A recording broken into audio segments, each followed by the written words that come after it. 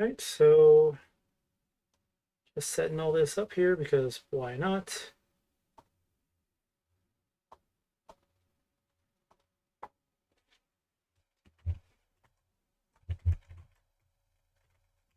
And linking everywhere that needs to be linked.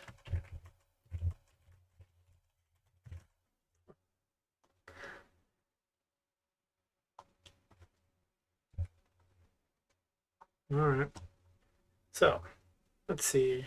I was going to start up some music because, again, I really just have that many tracks to go through to sort through all this Humble Bundle stuff. And I might as well get it done. Slowly but surely. Really slowly but surely. Really, really slowly but surely.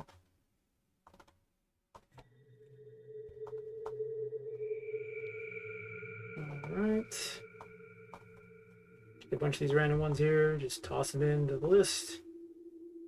Probably should do this beforehand, but at this point my streaming concept here consists of, oh look, I'm really bored right now. It's time to just work on the game, and I guess I'll turn the stream on because maybe there's a reason? I don't know, it forces me to actually work on it, so there's that. Otherwise, I probably would have just looked at YouTube videos all night and gotten absolutely nothing done. Alright, that's enough random tracks. Alright, so one of the first things I was going to do is I just want to have 5 levels for a prototype. I don't care about anything after that. So I think what I need to do is pick the enemies that are going to be in the game for the prototype.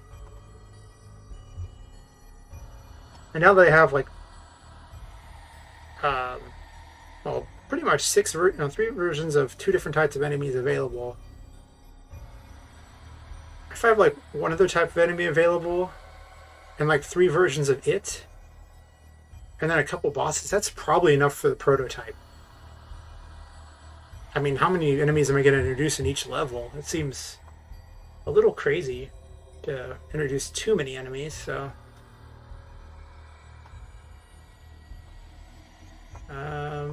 Let me bring up VS Code here real fast. There are days where I actually open VS Code and don't even open RPGMaker. It's just literally VS Code all day.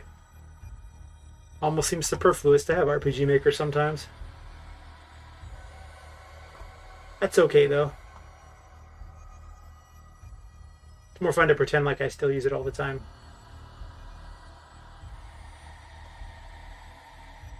Alright, so I'm gonna need this one up here. Okay. Actually I need the encounter table.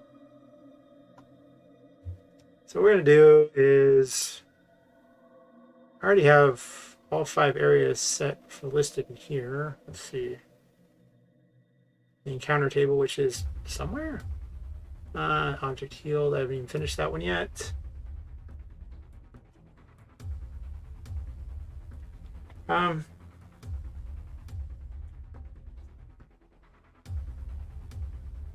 guess I could introduce the teddies first. The clowns are much easier to beat up. Of course, they also don't have all the ridiculous movements the teddies do at the moment. Probably gonna leave Attic 2 the same because it's just I'm positioned right in front of it and testing it. Am I? I don't know. Those are. I guess I'll check the actual event numbers to make certain I have them right. So 78, 64, and 165. Okay. Now we'll probably do the jacks, and I kind of wanted the anti-bells in, but that's already 9 enemies for 5 areas for the first prototype. It seems like grossly overkill. Yeah, probably not necessary. Maybe. Could be fun, I guess. Maybe. I'll put this in here too. Let's see. Gonna post this in one other location so that people know I'm actually streaming, just in case they really want to watch it. Let's see here.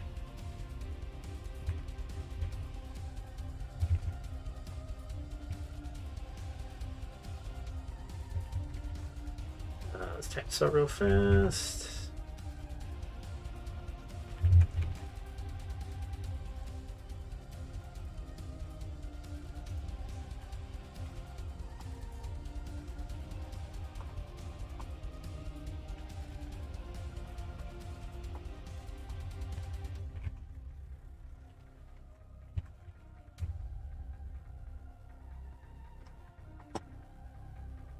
Alright, so now that's up there. I realized I should post in the RPGMaker forums the ones for the actual Reddit, because they just have more traffic than... or not the forums, the Discord. There's more traffic than the official. Alright, so I need these ones here too. These are going to be 114, 61, and 64.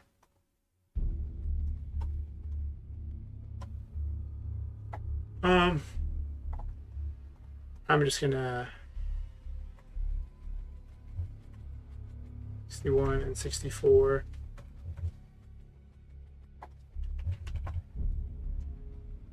So that means I just need to have these ones together. I'm not sure what the progression system is going to be like. I did a test run and it was very, very, very difficult to beat the Teddy boss. And the Teddy boss fires way less projectiles than the Clown boss does, but everything's just set to do so much damage. It felt like I was playing Dark Souls or something against teddy bears, which might be a selling point in itself. And then I think for the fifth one here, just for purposes of doing this here, I'm going to take all the arrays, and it can just be the party, really. It was quite the party. Quite the good time of all manner of who knows what, just flying right on by.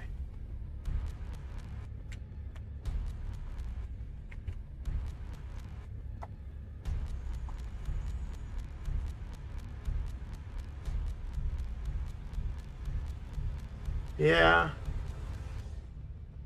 It almost seems like I should have the other type of enemy right here too, just 4 different types of enemies, but players are just going to get dropped right into the deep end at that point, though. It seems like I should maybe introduce a new enemy each area, as opposed to just drop them all in, but... I don't know, I could do the Annie Bells. But that's 12 enemies I need to make, plus bosses for a prototype. That seems like I should just get the prototype available faster.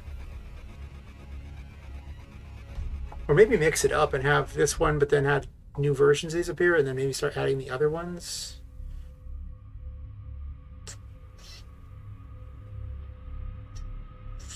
I don't know, I'm going to test out Attic 5 because it sounds like it's going to be wild.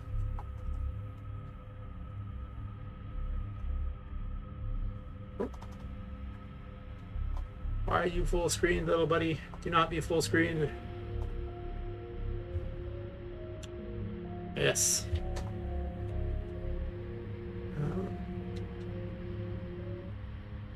Oh, that's right. I turned on the game music. Well,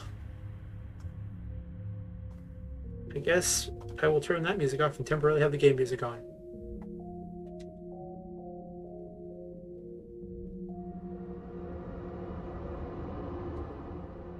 I have an end to the attic. It just ends right here temporarily.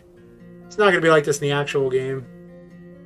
Or maybe I'll have some way to destroy the stuff that's in the way, but I also hung feet and hands from the ceiling for reasons.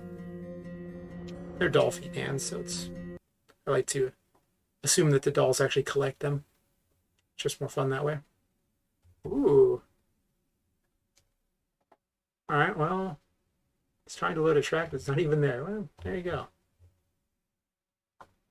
Somewhere when I was setting things up, I included all the music selections. I'm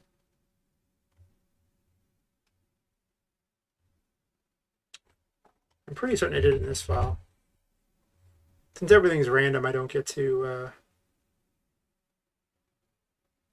I'll use music here. I don't get to just pick a map and say this is the music that's there. I have to queue up the music individually. Alright, so I had some notes for what I was going to use. I know I did. rather than try to figure out exactly which track it was the hard way. Yeah, this thing here. I was going to use Hidden in the Dark Seamless. I guess it's actually the exact same track I was going to use. It's just I didn't rename it. Huh. So I have a music box event that I call for purposes of playing the music, and it's using a Mush audio engine so I can have multiple tracks and mix it and do all kinds of crazy things. Stuff that I'm probably not going to do anytime soon. But it's there, just in case. You never know. It might prove handy. Maybe.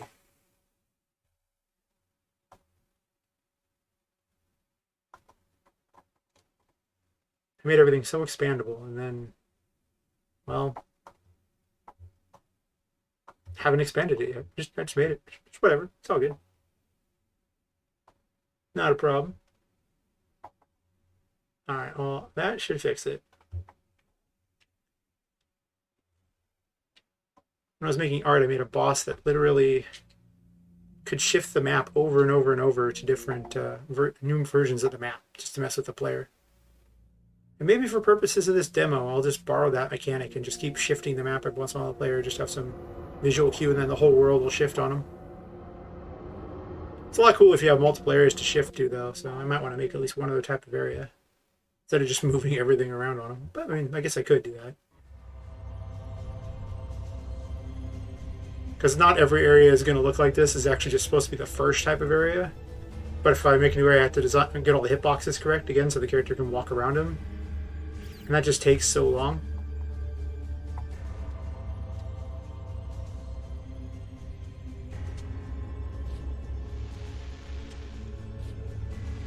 And it's just boring. It's so boring. Well, I haven't made the clown heads do any real damage either. They're not like the teddy bears that just do huge amounts of damage. Little teddy boss 3-shots you. Might as well be Dark Souls. The heal thing only heals you for about 1/6 of your health, so you know. No, it's not lagging. I thought it was lagging for a second there, but no.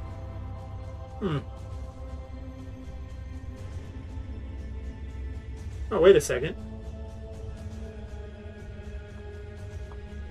I need display capture on. See, now this is why I was doing recording and I totally messed that up. Maybe I'll just remove that first portion of the stream, or maybe I'll leave it just to show that I have to make every mistake possible in the stream first and then, you know, just learn the hard way. I don't see any other jacks. It's weird. There's no errors going at the moment, so... There's one.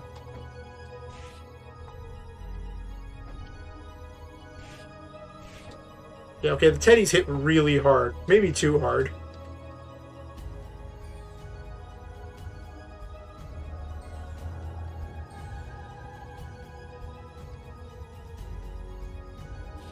Oh, you're just immune, it seems like. Or maybe it's got too tiny of a box. Oh, I'm going to have to redo the hitboxes. I changed the impact system, or do a new hit system that's based on impacts instead. What are you? I don't know. Just so moving, can't do anything. You know, just, oh, this goes right here, and then you can't do anything. Ha!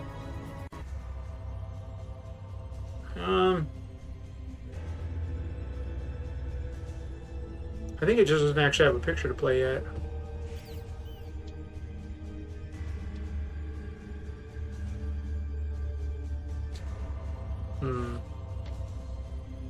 It causes lag when that's open. Plus there's this.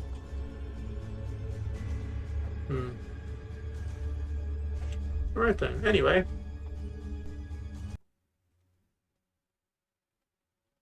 I guess I can mix it up a little bit. And have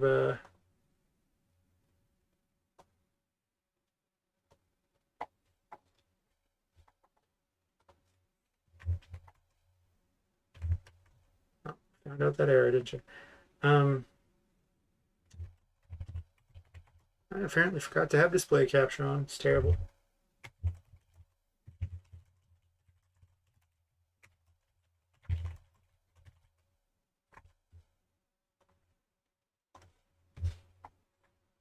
Yeah, you know.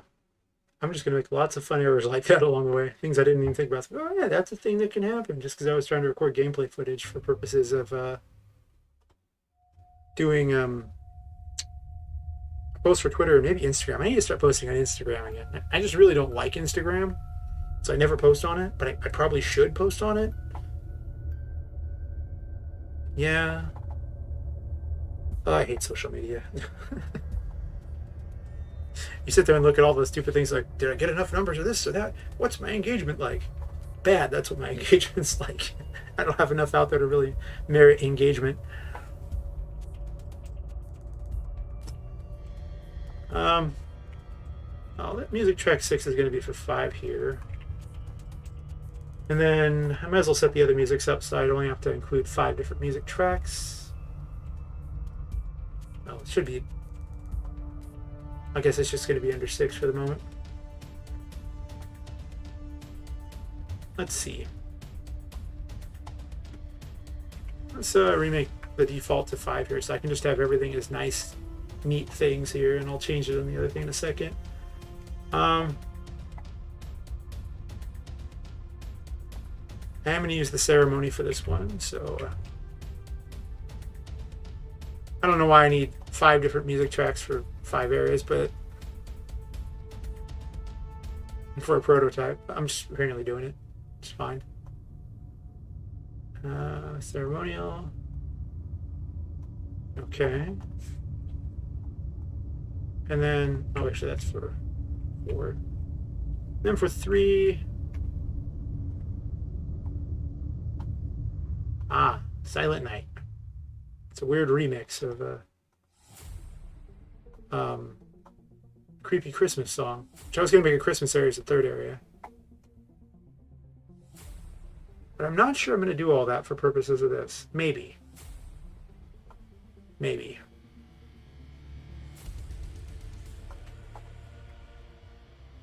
Also, it shouldn't be let music. It should just be music.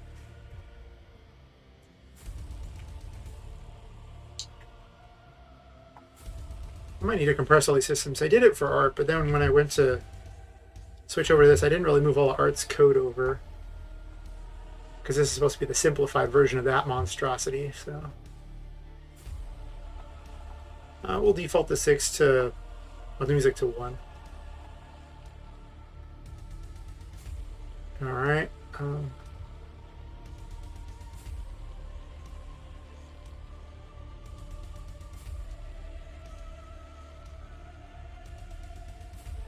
I almost might just have 4 areas for purposes of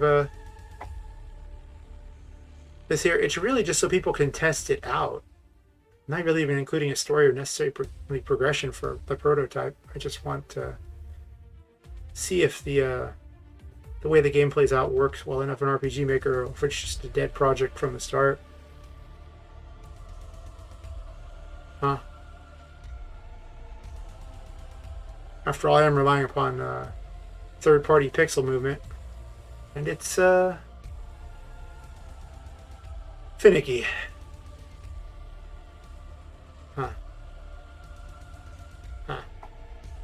Anyway. Okay, so those are in place. I can remove them from my list of things that need to be done. Yeah. And then I guess I'm gonna play with the actual fix the clowns. I kind of want everything to really hurt the player a lot, because I want the prototype to be harder than normal, so people can tell me what's just grossly unfair. Yeah. I don't really want it to be like Dark Souls, though, but it is kind of fun when it's actually difficult. Like, it's kind of boring when it's super easy.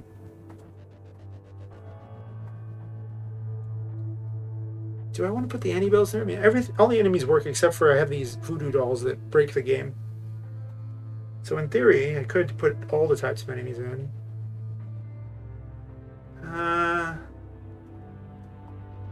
Do I do that? Because I mean, I've got... I haven't even made the other Annie-Bells. I guess I could make them right now just to get it out of the way.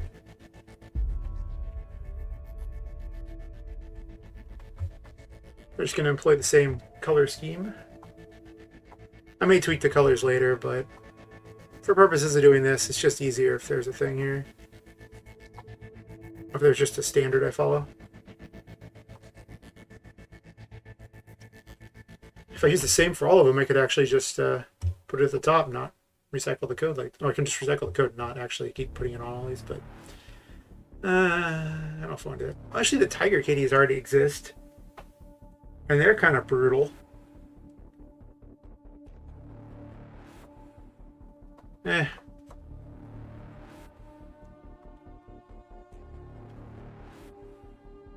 Oh. This has to go before I actually create the enemy. Otherwise, it will do nothing. That's not exciting at all. Alright, so let's add these in here.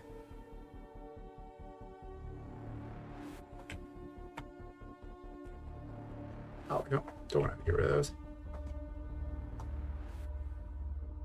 I could actually just make this equal to a bunch of variables and then at the end put the one ending thing there so it just triggers whatever it is. Ah.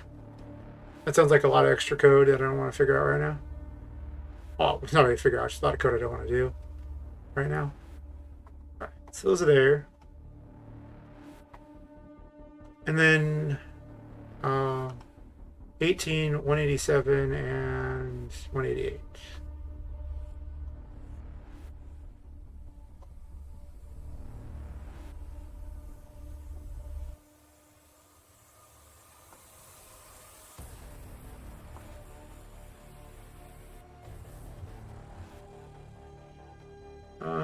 Let's move the teddies to a different one for temporary here. I don't want copying the whole thing here, whatever. They're pretty brutal. They probably are going to be in the fourth one anyway, just because they're that brutal.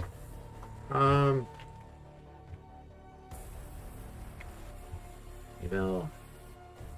What are those numbers again? My memory, it's just pure goldfish. So 18, 187, 188.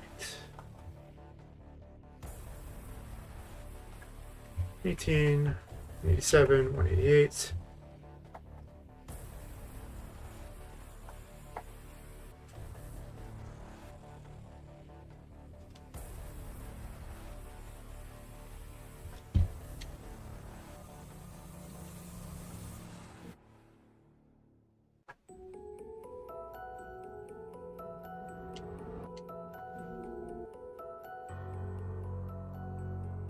Ah, it's the art theme song.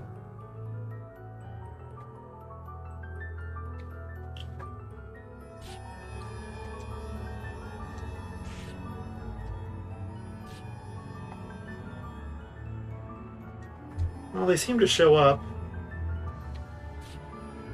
but they're all the same color. And I know exactly why they're all the same color, because I didn't give them a variant.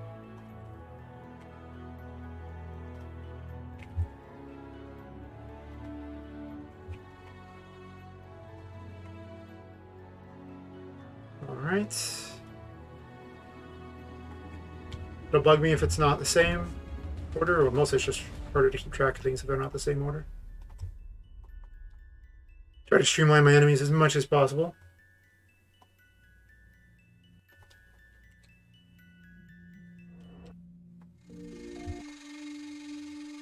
Alright.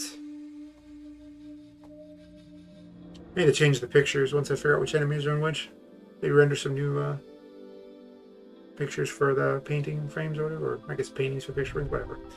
I had it right half, kind of, in reverse. Okay, so the little shadow dolls are there. How do the red ones look? Let's see.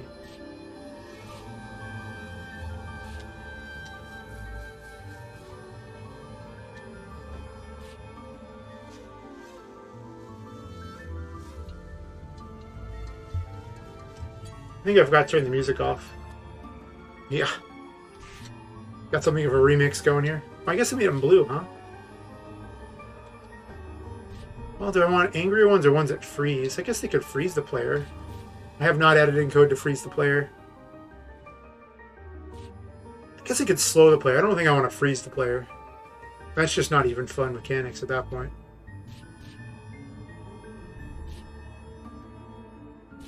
I can make it so that it shuts off the little spirit thingy here so they can't dodge like that.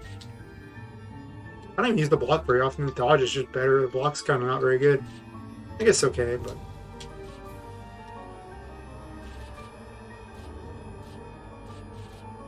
Okay, those things are... They fire really fast. I guess I could have a cold one.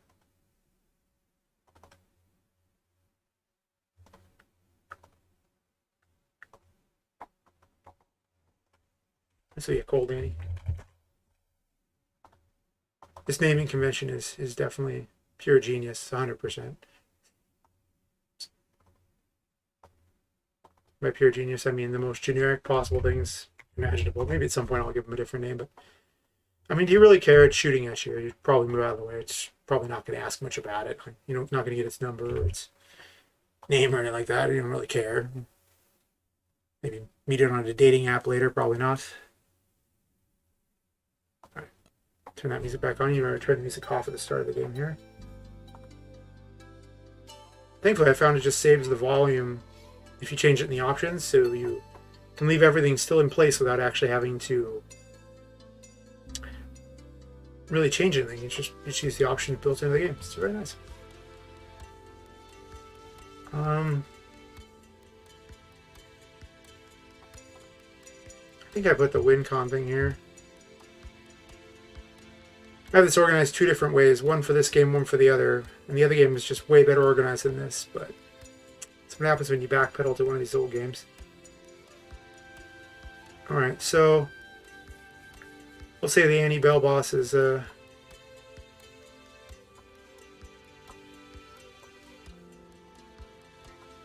summoning in here, which means 29.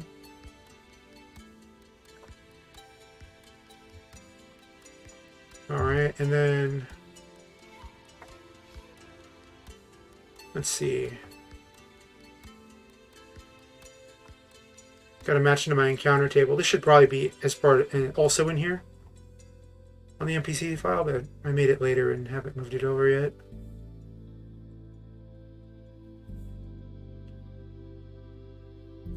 Okay, so the clown head boss is the first one there.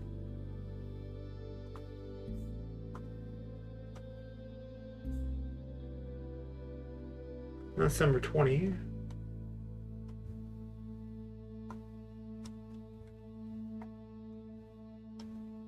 It's weird. Why'd I have it at 78? What the hell is 78?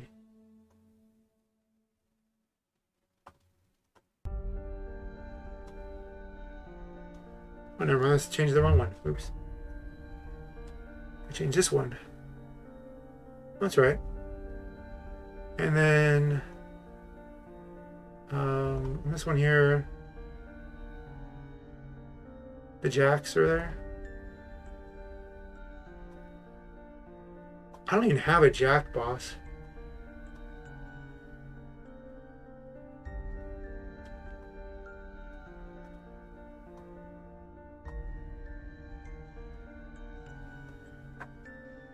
I guess I don't.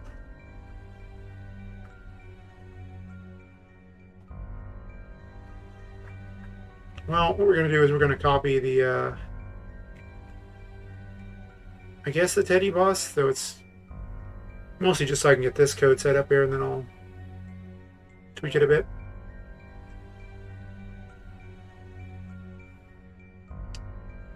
And then I guess the enemy type for this.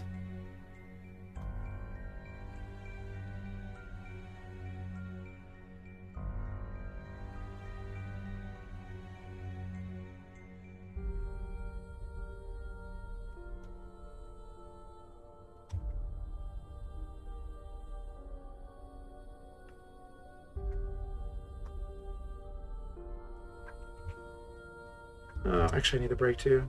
Let's just copy that and add it into here. Probably just going to cut the voodoo dolls from the game temporarily until I actually figure them out.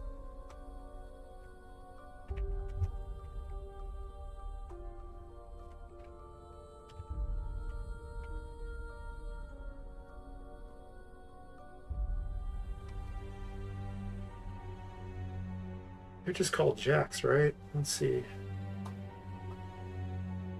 Gotta get the right file name here.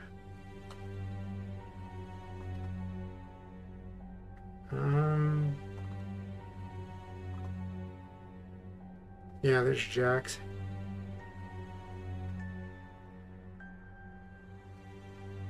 So what I'm going to do is I'm going to copy the frame information out of here.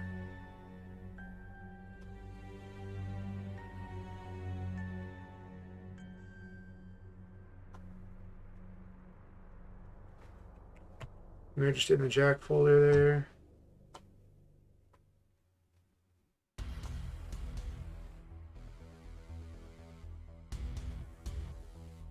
They're an enemy's jack. Sure.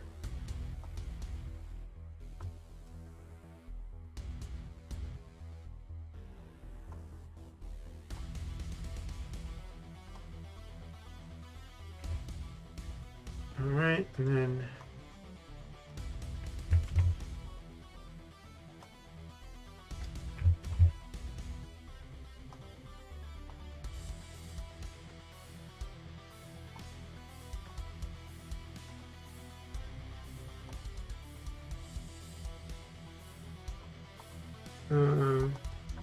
let's see.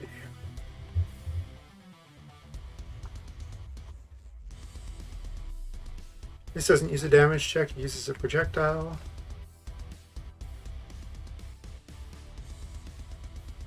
And we're going to borrow the code from here.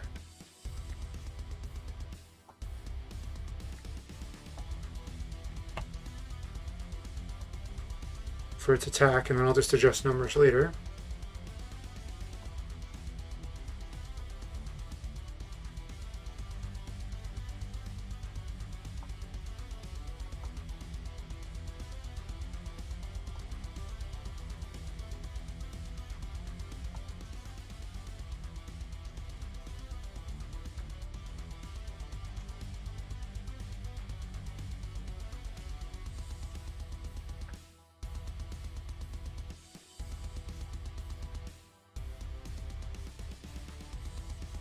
And then I think I'll make a projectile for it.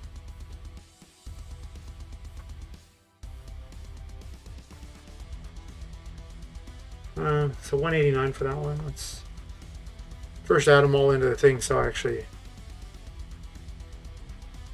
have them spawn in the right areas.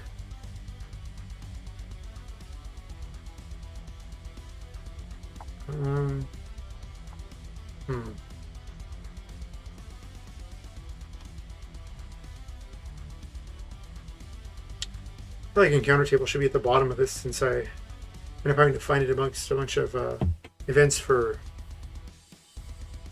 specific enemies. So 3 is the jacks, and that was 189, I believe. Yeah.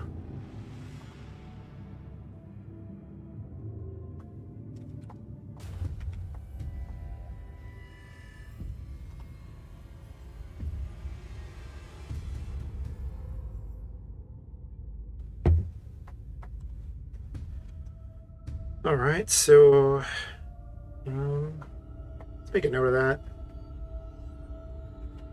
Jack boss. Oh, I'm making the Teddy boss up here and this one here.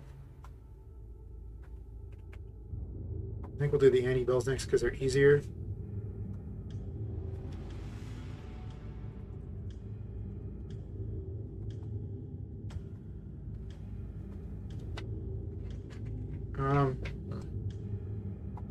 If I'm a super secret boss, or if I'm just gonna have the bosses just start spawning in and make the player just have a battle royale. Because having a unique boss for the end of the prototype seems like a lot of extra work for something that I'm going to release lots more versions of.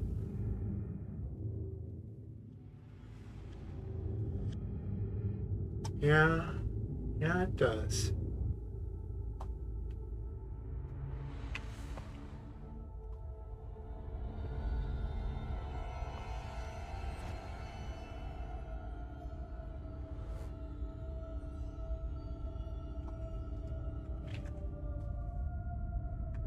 And we'll do 4 on this one here.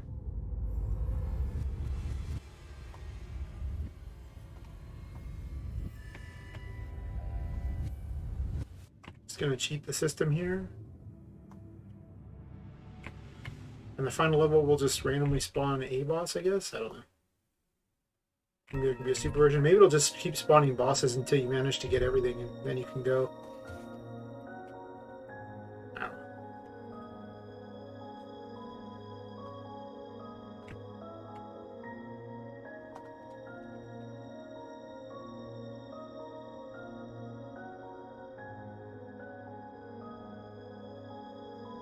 What if it just spawns them all? That'd be horrible.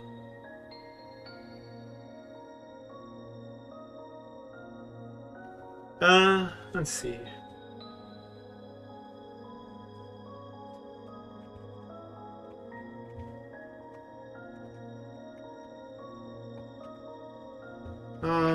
Do that.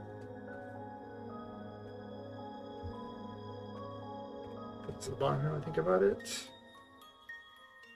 I don't have that one.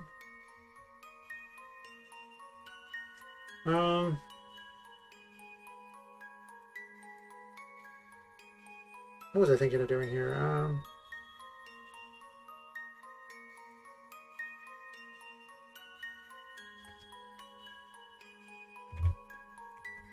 We'll do items less than just 2, I guess.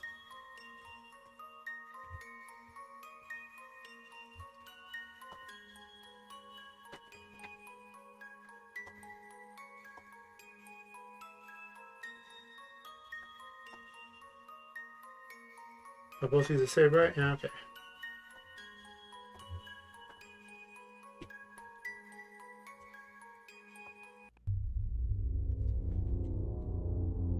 And some of these music tracks end at really weird times.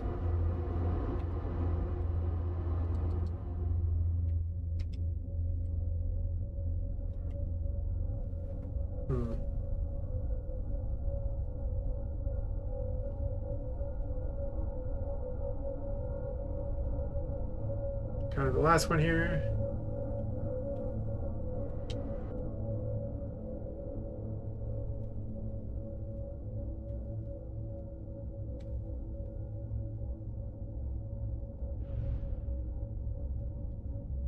See if it summons 2 bosses.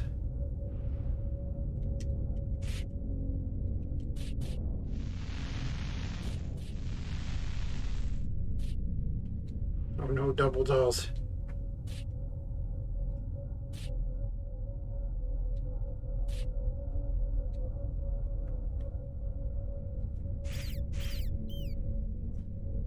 I can't even bring up the hitboxes for him. That's interesting.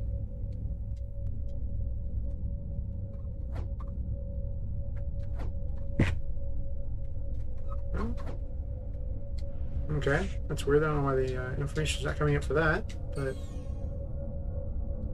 well, at least they work. I mean, they have no real behavior patterns. They're just kind of dumb enemies.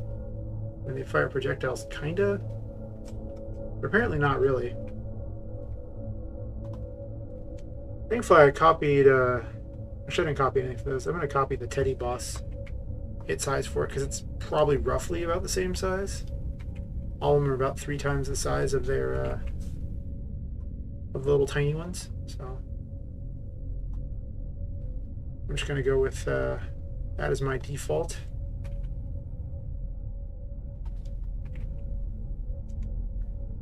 Oh, that's right. The boss invincibility does not work.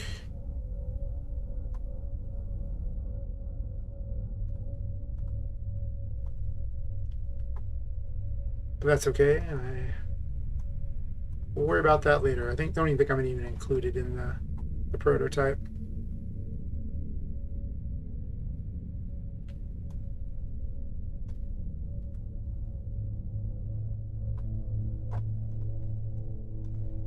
I'm going to copy it.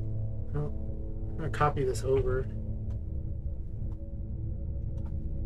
to the anti-bills.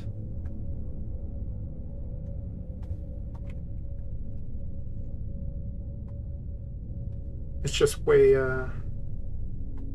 it's already reset up for everything that needs to happen, so. Well, kind of. This one had a thing where it moves near the player, but it stops within a certain range.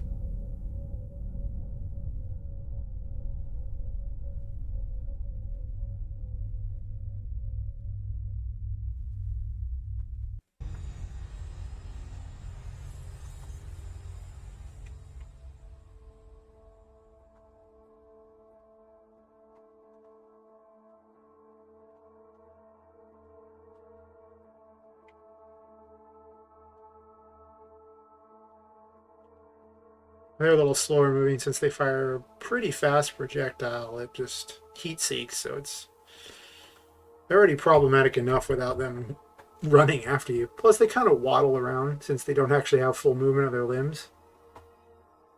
It's kind of the running joke with them, why they kind of clap their arms together like a seal or something when they try to attack, because they don't actually have elbows.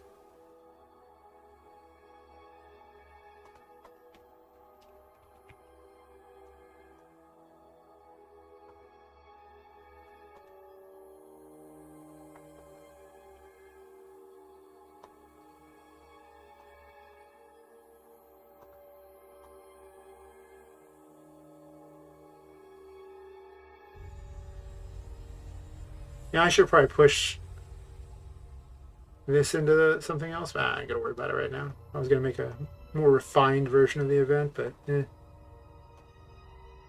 seems highly unnecessary. You need to summon a version of your projectile. This will be the boss jack shot. Oh, I didn't read the ID here. 190. Alright, so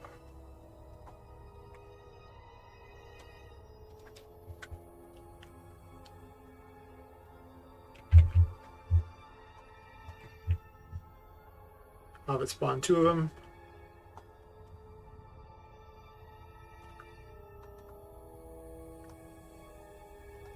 This needs a collider.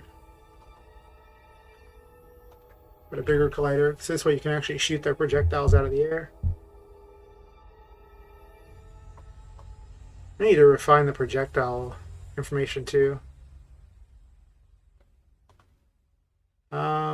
I already had a Tiger Kitty boss. I probably should have just kept those. Okay, we're not going to use the voodoo dolls, and we're not going to use the berries, even though they were kind of cool, but they'll get added in later.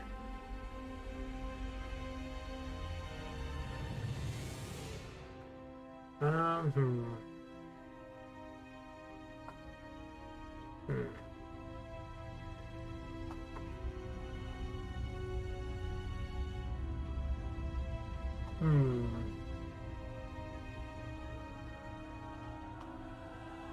Oh, I know what I want to do.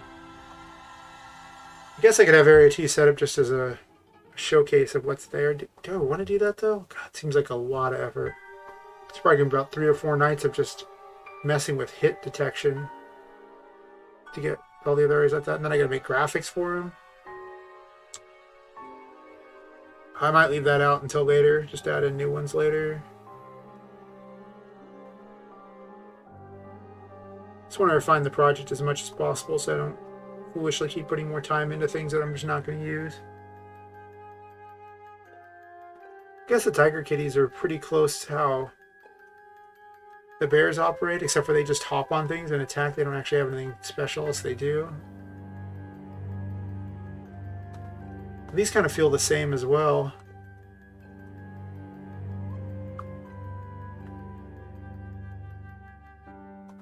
Huh. Well, I mean, these are going to eventually be in the final version.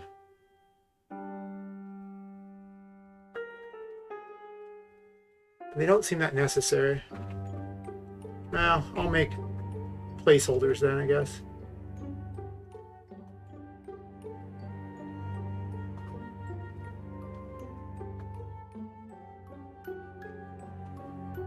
I mean, I've already made the graphics for them and everything. They've already got some behavior and everything, so it's kind of silly to just completely cut them from the game.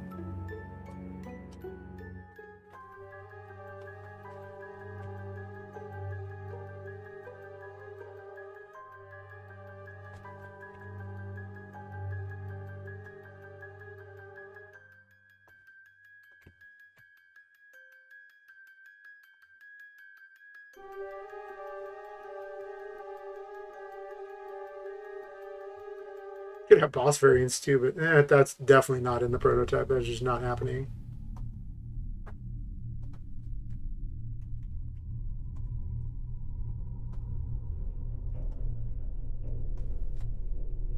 I'll call it a berserker. Actually, we're gonna call it angry. It's an angry Tiger Kitty. They're supposed to be adorable little plush animals, so it being a berserker is a little less fitting for a plush tiger toy. But angry. That sounds about right. These are the destroyables, so I'm gonna put these up here so I don't keep looking for them down there. I think I leave out the other areas, even though the Halloween area is, I want to say about 50 to 60% of the way there already. It needs a few more graphics. And then I need to mess with the hip detection, but overall, it's not horrible. But it's not really necessary for purposes of playing.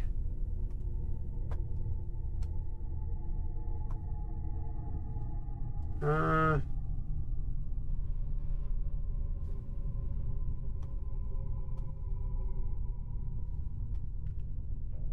guess I'll take a look at it and see.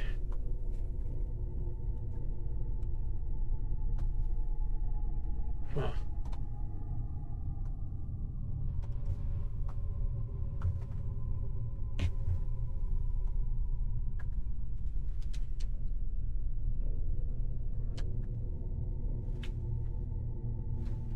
I unfortunately don't have enough cheap Halloween decorations for the area, so I'm having to get a little more creative with my options.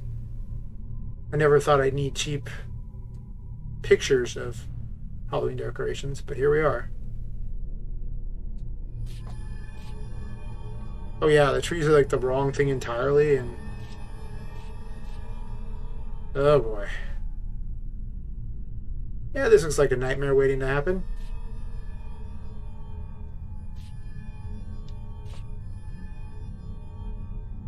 Huh.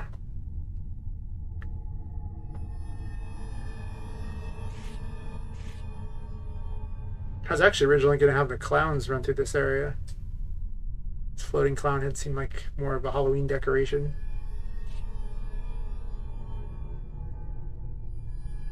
Then have more of a doll-themed area for the Annie bells, and then I haven't really picked out a very good Christmas thingy yet. I just realized that every attic usually has infinite Christmas decorations that nobody cares about. Yeah, I'm gonna have to go through and fix all these. I don't think I want to do that for the prototype. It's just not happening. It's just, no, I'll just leave the command there in case I want to use it later. I mean, it's eventually going to be in there, but yeah. Alright, so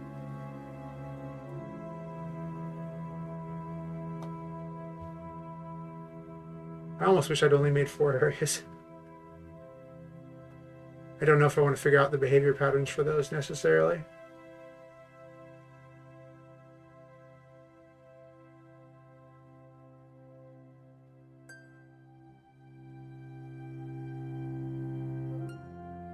I'm half tempted to just leave the Annie bells out of it and then just do these instead.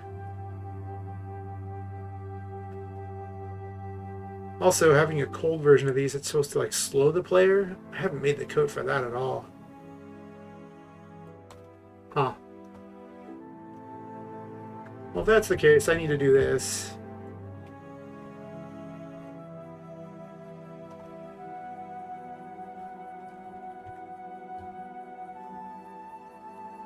So that they all fire their own individual projectiles, because they're all going to do different things. Oh. Why I erased Jack on that.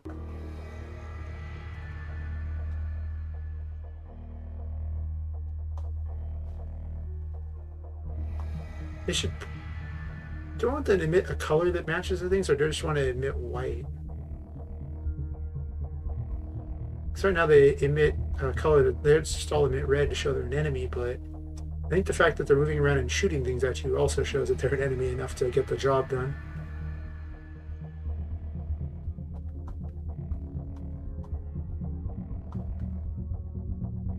Huh.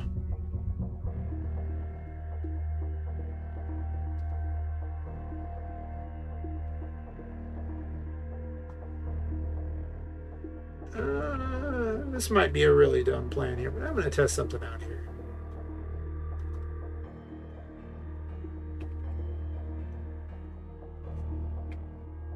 Should have just copied just the numbers.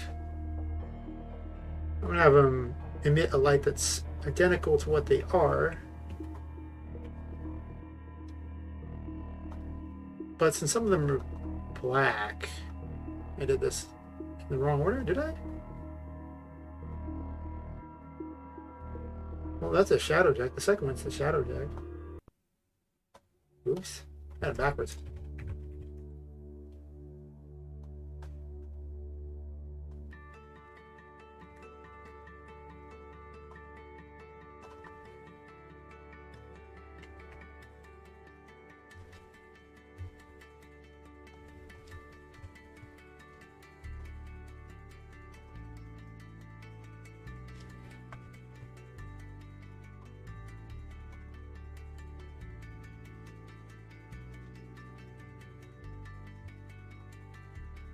And actually, while I'm at it, let's make their projectiles do exactly the same.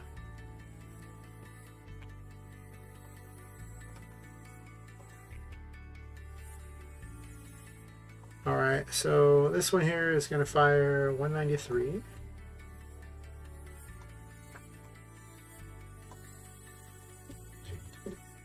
That. And this one here fires 194.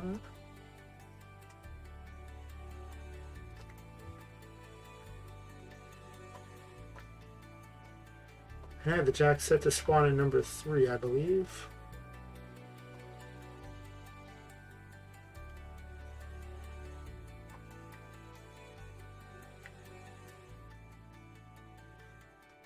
Yep, attic 3.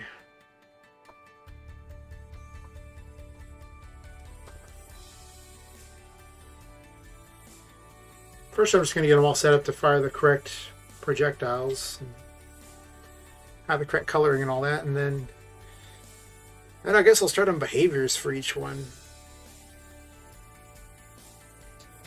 I kind of like the tiger kitties. I almost want them in, but whatever.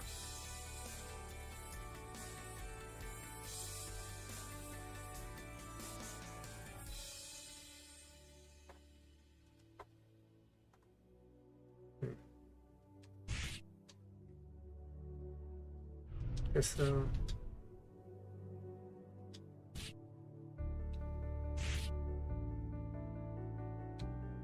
I had the teddy boss for 3. That's incorrect.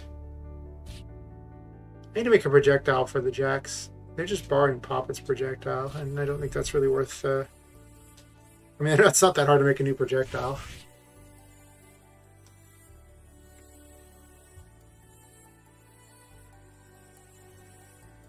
Okay, so 189.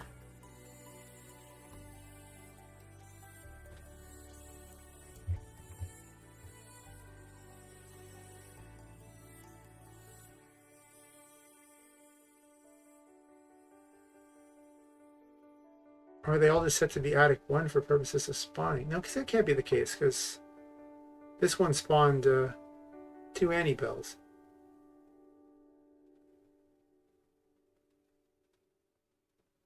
Huh.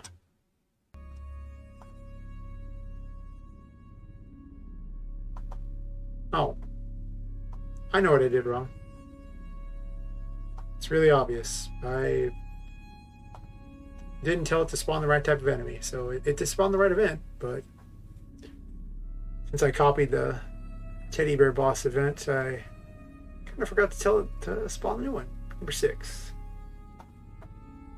Everything's just dictated by a couple numbers. Just set everything up for variables and then just recycle code for most of the events, except their attacks and movements, of course. But everything else that operates them, you can just recycle. Alright, so let's bring up the particle emitter thing.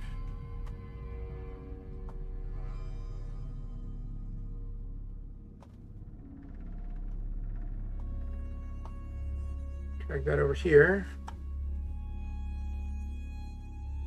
I could have them spew poison.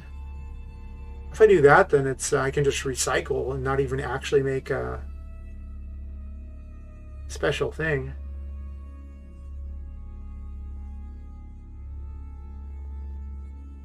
No, the jacks don't really appear green though.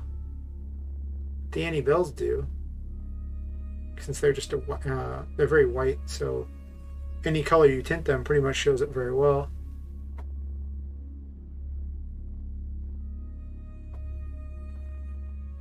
Huh.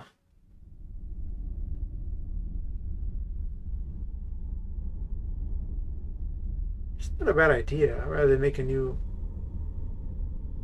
one of these. I was making a jack shot, but I might make a poison Annie instead. Again, though, I haven't really actually put the code in to poison the player yet, though, so that's gonna... But I'm gonna have to make it anyway, because I want the enemies to be able to hit the player with things, too. So... before I start seeing my documents here...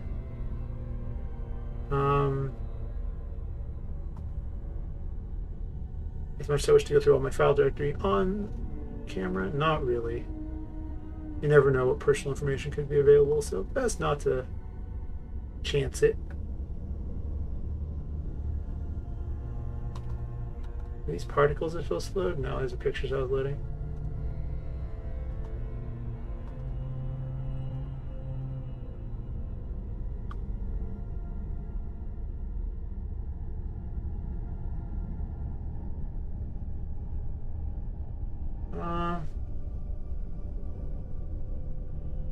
I don't even know what kind of projectile the little Jack would fire.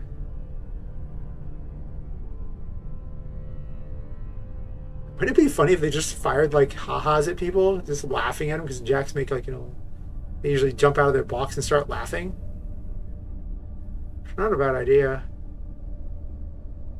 I'm just gonna select the random image for the moment, and then I'm gonna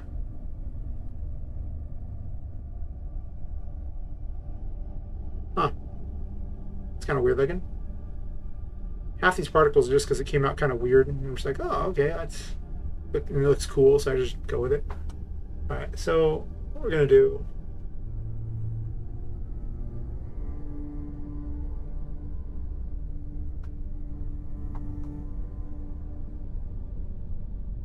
is we're gonna fire ha-has at people. Because why not?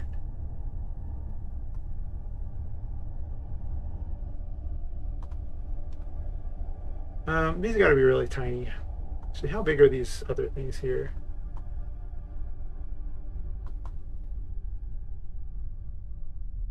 I think I'm like maybe 200 by 200 at most. Doesn't need to be that big. New layer.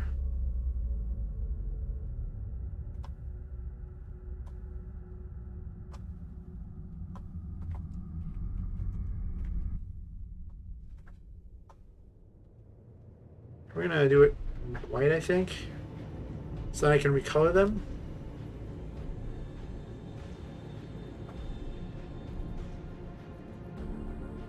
I might almost just want to be like one hop because it's more square. Big aha. Is that what we're doing? Maybe what we're doing.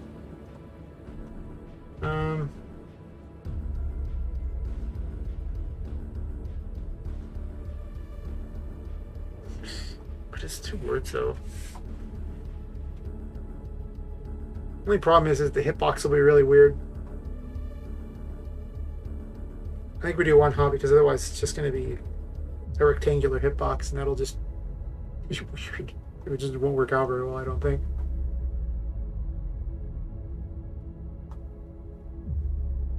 That's huge.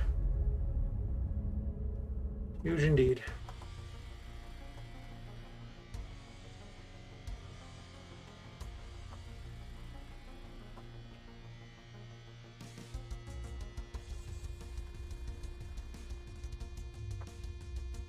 You know, maybe I'll just capitalize it, the whole thing.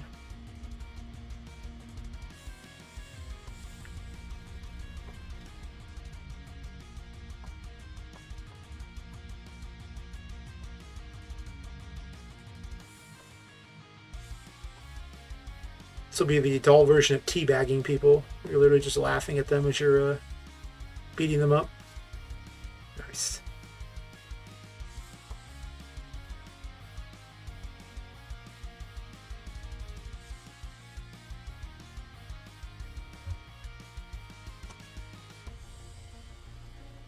I could also just individually make them specialized too. We'll go with this for now, and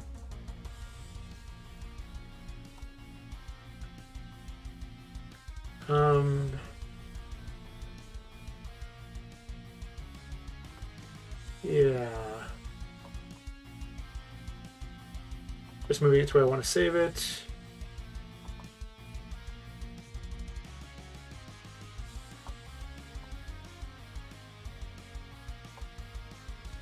Name it Ha PNG. Okay.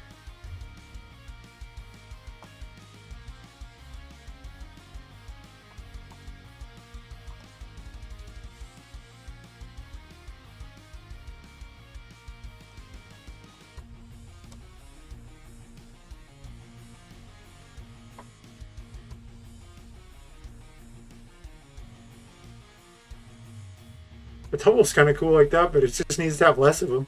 Actually, it looks like the Ha's wielding a sword. It's actually the exclamation, but it just looks like a little sword. It's like, ha ha. Sweet. Yeah. I can get behind that.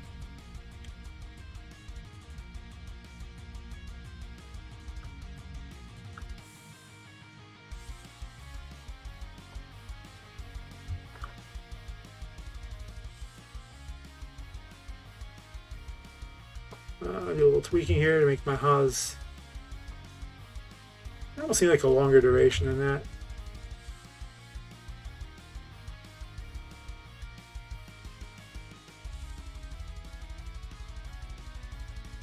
No, the reason they don't have a longer duration is because when it's moving, it won't do it fast enough there.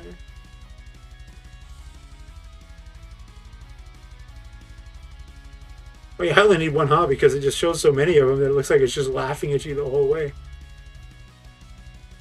It's awesome. That came out way better than I was expecting.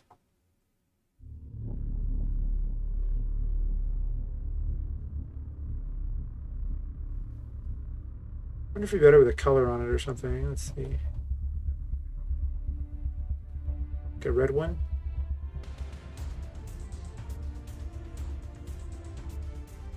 Attacks with little sonic word attacks. Well, the red's kind of neat on it.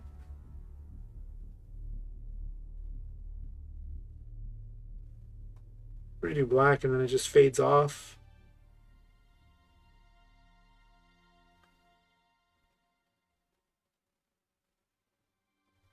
I kind of like the red. It almost has too long of a lifetime, though.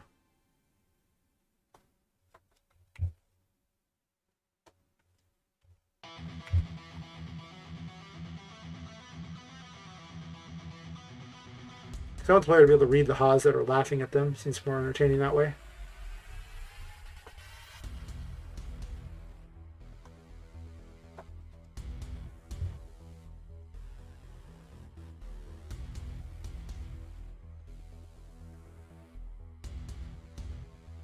Huh.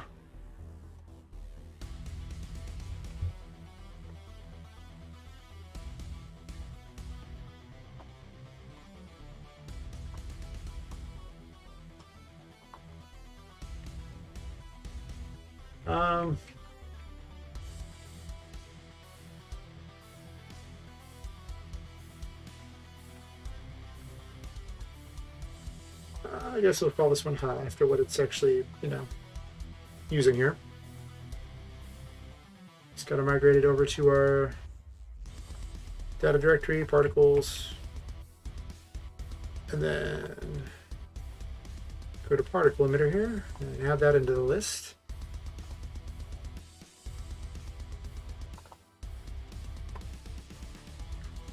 I love quick names.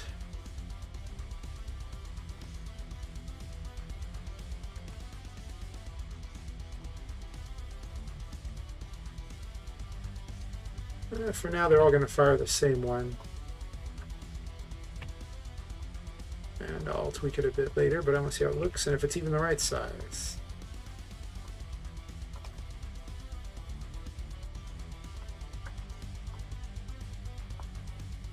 Hmm.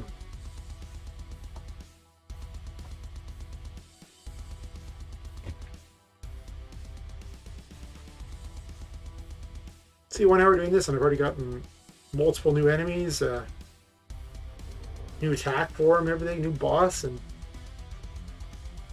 that's all thanks to streaming it. Because otherwise, I probably would have stopped after doing even a portion of that and doing instead the watching YouTube. Just forces me to work. Just seems like a good plan. Even if no one watches, it doesn't matter. If everyone watched, it still wouldn't matter. I would still do basically the same thing. I need to fix that.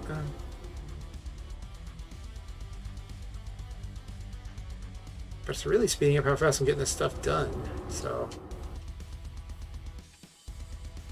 huh.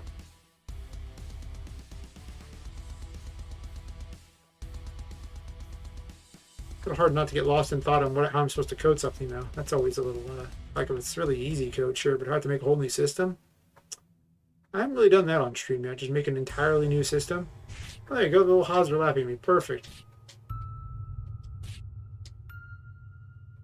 Okay, I like those. That's hilarious. How big's the hitboxes? Okay, they are way off of their hitbox.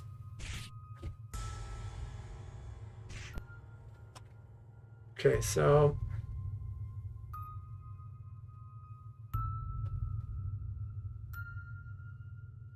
I don't think I have anything that has a projectile that's the right size, do I?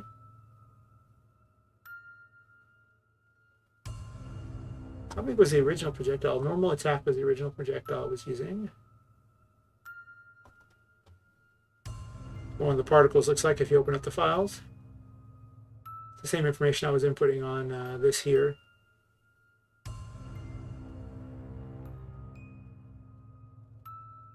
Um,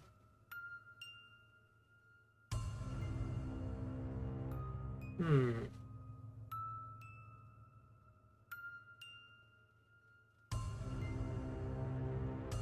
There's no real size defined in this one, but I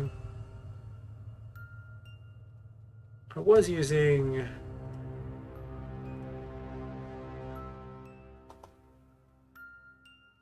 this graphic here. Let's see. So let's check the size of this graphic and then just make the other one the same size so I don't have to do it the hard way of manually testing. 180? Okay.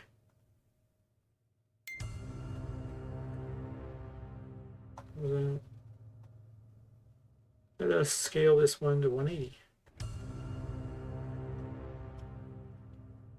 All right, and then I think I want it to be slightly bigger anyway.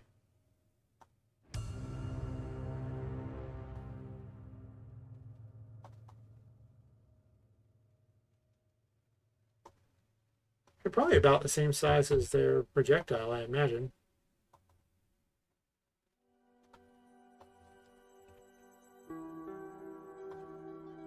Hmm.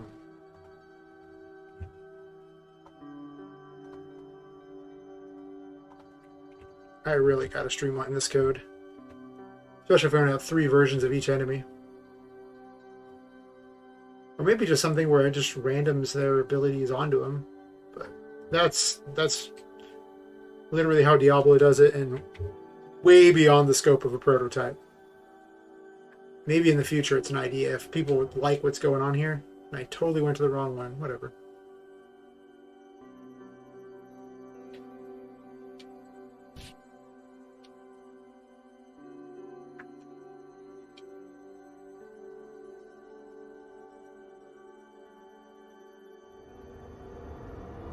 I gotta fix that. I don't know how I broke that. I originally had it working, but somewhere along the line I changed it so it doesn't register that she's still in the sky and needs to have be in this form. It's always the little things. So easy to forget about them.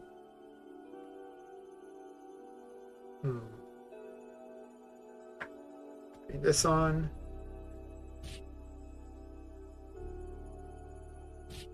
Oh yeah, the images are way too low.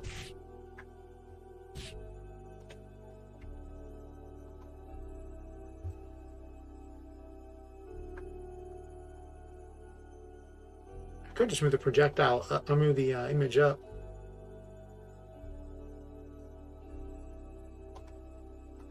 Or I can move the collider down, which seems also like a thing I could do with my time.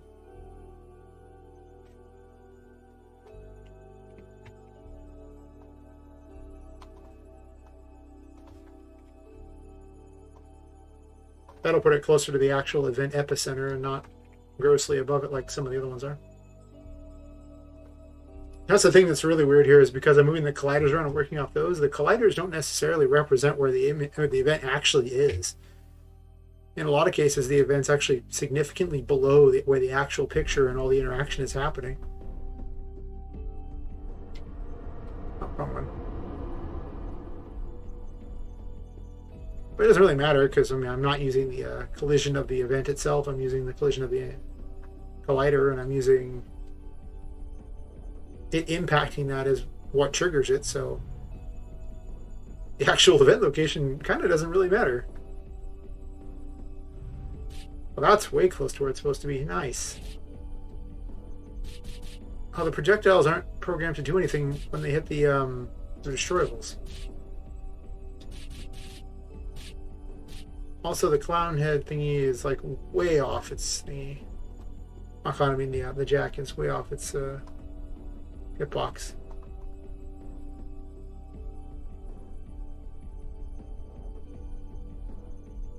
It probably needs to match the Teddy for purposes of what its anchor points are. There's just so many random systems I have going on here. It's best not to worry too much about it. Yeah, 0.7 I think is where it needs to be.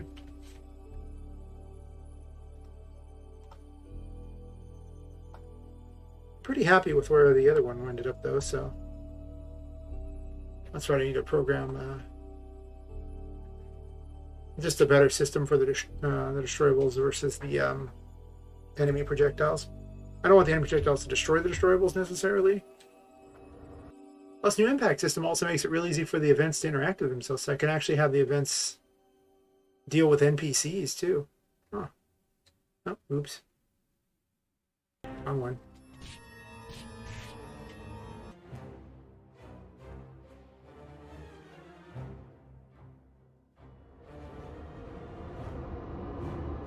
So fix that when you exit the levels, and fix the destroyable interaction with enemy projectiles. Yeah, I gotta remember these things.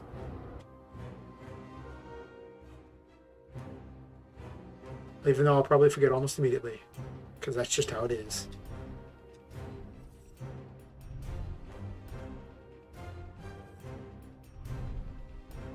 Okay, I really like the Haas. Except for that one didn't really hit me.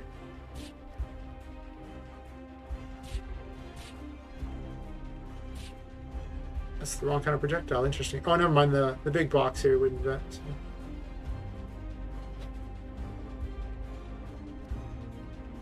Yeah, that box is pretty far off, actually.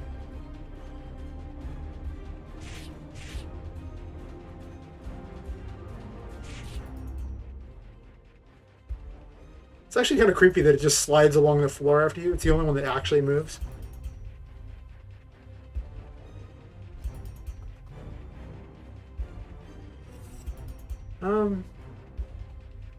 Well, first of all, I don't want to use the pop-up projectile, but I think I'm going to make a larger one for this. Oh wait, I don't have to change it here.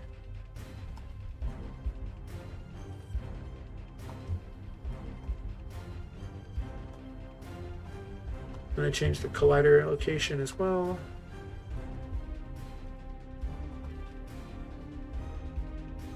That's like one of the main combat musics for art, so I'm thinking of those levels instead of the levels for this. But that game is a much more pitch-desperate type of game. This is action-packed, but not desperate. Because in art, you lose if you can't reset the level being eaten. It just eats you too, so you're against the clock the whole time. Whereas this, I mean, technically you can recover mana and constantly heal, so you could go forever. I haven't really introduced any reason you shouldn't. I'm sure I will at some point, like just diminishing returns. Because in any RPG, you could sit there and grind in just about any area you wanted, and it would go forever. But grinding in the first area usually doesn't net you very much experience, so it stops being relevant after a few levels. So I'd probably do that here, but I'm not going to bother with progression for the prototype, so it doesn't really matter yet. Probably just give you a fixed health from the 5 abilities and just say, yep, here's your chance. This is what you need. This is what you got. Slaughter these enemies, make it to the end. Find the whatever MacGuffins that beat the levels and move on. Okay, so a bigger projectile for the Jack would be possible, I guess. I think I was going to adjust his hitbox so that it was somewhat within range of where it's supposed to be. Also, I have it there twice for reasons that I don't understand. So it was too low. So we'll knock it up to probably like 90.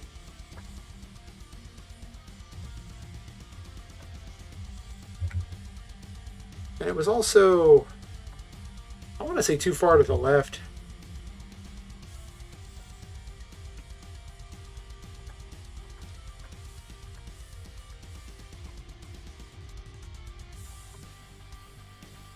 The images are anchored dead center as far as their horizontal anchoring.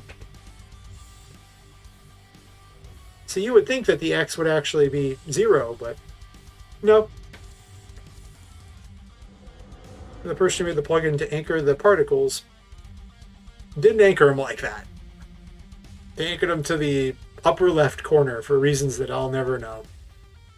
I'm actually half tempted to go in there and change it, but then I would have to change all of my own particles again to match that, because everything's been set up to match the messed up method that he went with instead of just centering it.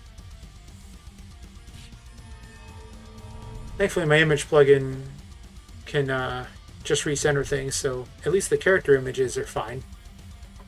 I went in the wrong one. Actually, while I'm here, where's her hitbox? Her hitbox is also way far off. I need to change the menu system to actually fit Pop-It Quest. I just literally lifted it straight out of art going, yeah, I'll do it at some point. I haven't bothered. Maybe at some point, but it's just not that important yet.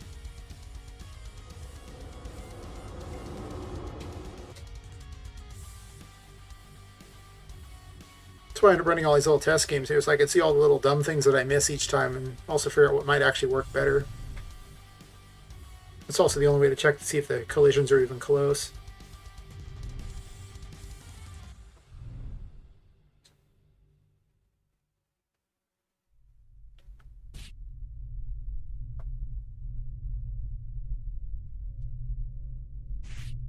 Oh, now my double Haas right there. Now these things are nasty because they'll actually turn corners and follow you, and they're pretty quick. So, but you can ram them into things to block them, or you can just use the actual block thing right here to do it. Which technically has no downside, but you have to time it because it only lasts for about 1 second, and then if you're hit afterwards, you just it doesn't protect you. It'll vanish, and you just. There's a cooldown before you can use it again, so you can't just be invincible the whole time. Also, you can't move while using it, so it's supposed to be like a protection spell. I'm actually okay with where that's placed at. It's close enough. Now I'm going to steal the collider from this, put it on the Annabelle boss, so that hers is much closer to.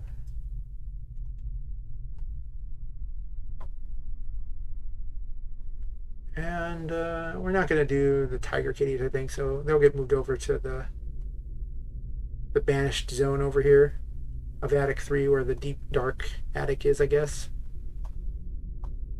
As evidenced by the fact that it just has no picture yet. Even though it's going to be the Christmassy one.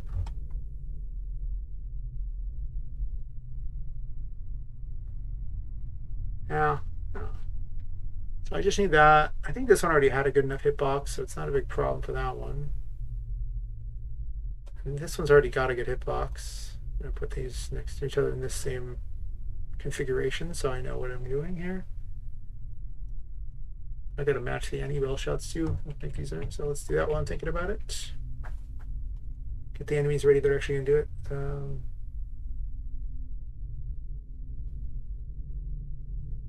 If the clowns need a different explosion or not. Like, this is just literally, it doesn't actually have any code in it. It's just an event that drops down to make the explosion animation. That's it.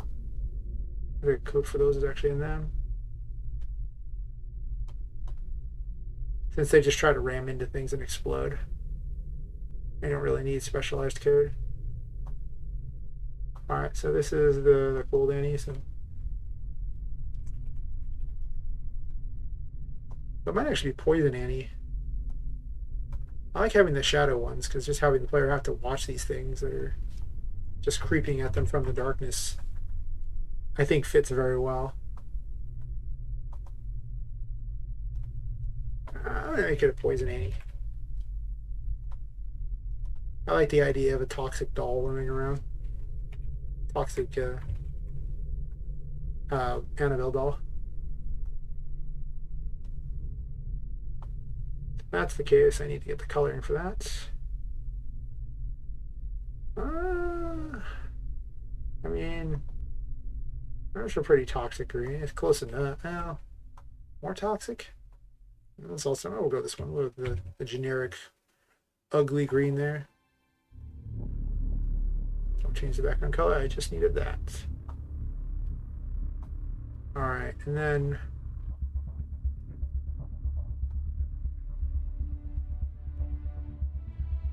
oh, these are also in the other opposite order too. Alright, well, that was dumb.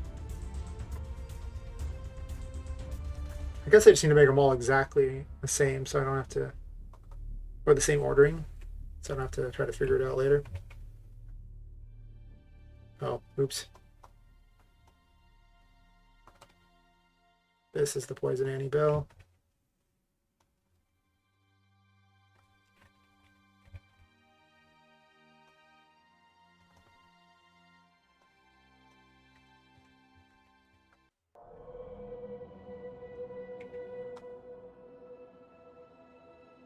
God, the original version of Poison was just so devastating. It was just triggered every single frame. It was just completely annihilate anything it hit.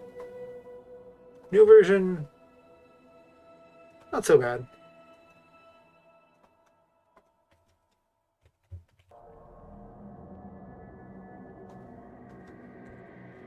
I just triggered it for every frame it would do it. Not for every 60 frames it would do it. Went all the way up to 420 because, you know, it seemed fitting. And that's about it. They're just like, yep, I don't think I'm going to have poison for longer than that necessarily, but maybe. Maybe.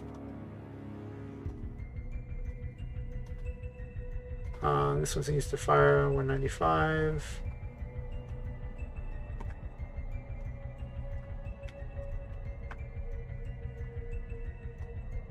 Who knew it'd be just the whole telling it to get a space, like one space in front of the event or even two spaces or whatever, just to spawn an event right there. It would be such a useful thing that almost everything is using it now, just to spawn their attacks, be it a projectile or a check to see if they hit the right thing.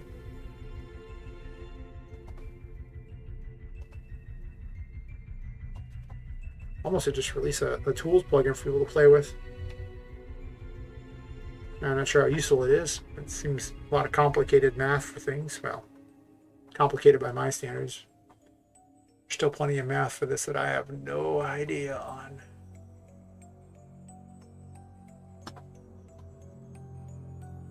I should have paid attention in geometry. I was like, I'll never need this. I wouldn't have if I didn't get into game dev. It's even worse in 3D, but I guess to be fair, a lot of times you're just getting a point and having it go to that point, and then the system already figures itself out. So you don't really gotta do that much.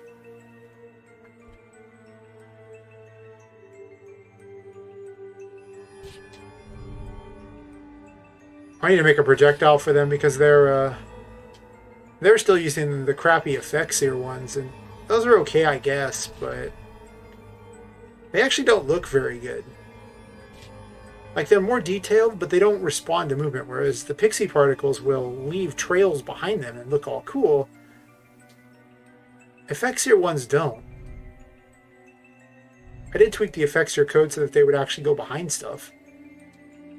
but I don't know. They're just not that cool. So the Annie's way off. I know why the Annie's way off.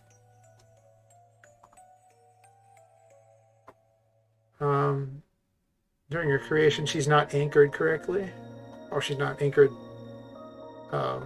very well, I should say. She's correctly anchored. Just not really very... She's anchored the way a normal small one would be, but the problem is because she's a larger image, you gotta anchor her a little differently. Or a larger image than the regular ones. Yeah, this is 0.7. Alright.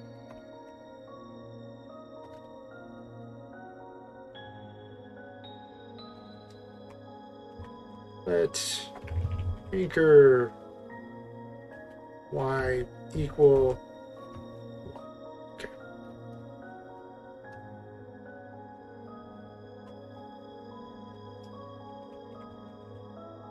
Anchor y equals 0.7. Because x always anchors exactly the same.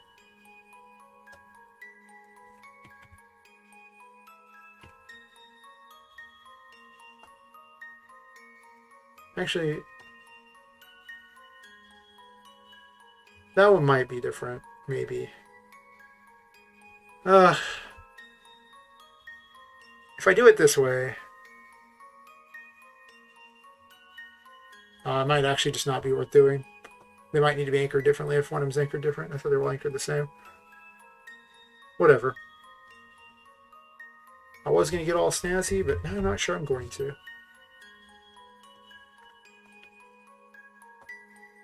Not if I'm individually tweaking them.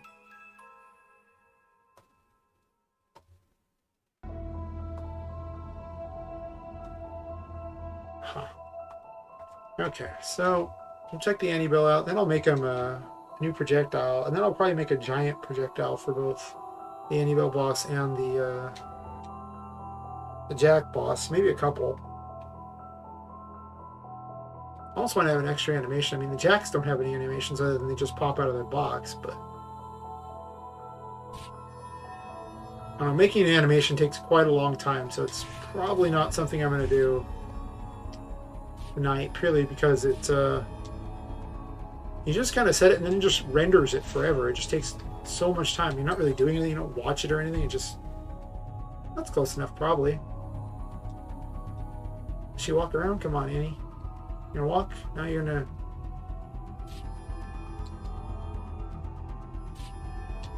Projectiles are messed up. These ones are actually way... No, there's a one that's not actually there. Wait, those things are dirty. She's probably close enough. I might move her slightly over to the side of it. Yeah, it should be like minus like 70, I guess. Have to do minus 70. Keyboard's falling asleep on me here. Come on, keyboard. It's only 3:37 a.m. These are rookie hours. You can do better than that. I believe in you, keyboard. I used to believe in you, keyboard. My belief is dwindling. And then she's got it right, predictor right. She's firing projectile 13.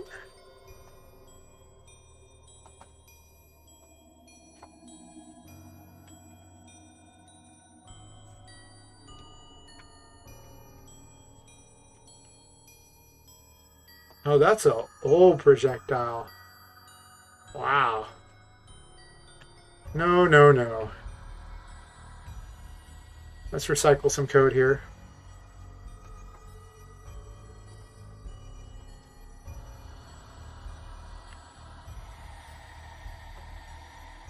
Alright, so now that'll actually just work. How about you? You're using the right one, right? I think so. 190, and this is 190, and it looks just like a normal one. I definitely have to go through and improve these. They are ugly.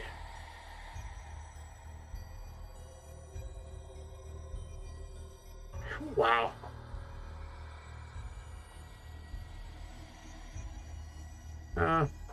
Well, let's make a cool projectile first. But first, I'm going to take a brief break to hit up the restroom.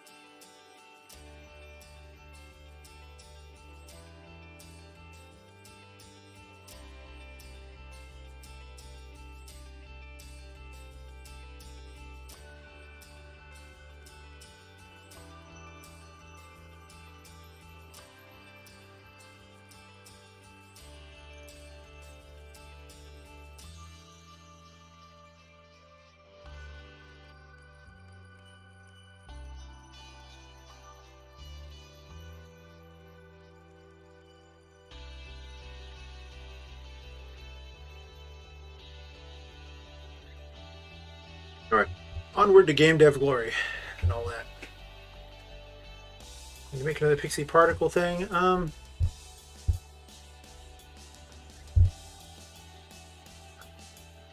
mean, the lore of the actual attic is that the Annibales are cannibals, so I kind of want them to throw doll parts at people. that might be kind of fitting, even though it's also the currency of the attic. Just have them literally just lob a doll, you know, like a doll arm at you, just like thunk.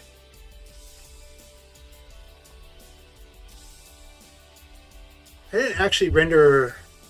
I guess these doll arms are good because I'm using the other ones as currencies, and these ones are, I guess, the cheap plastic one. I don't know.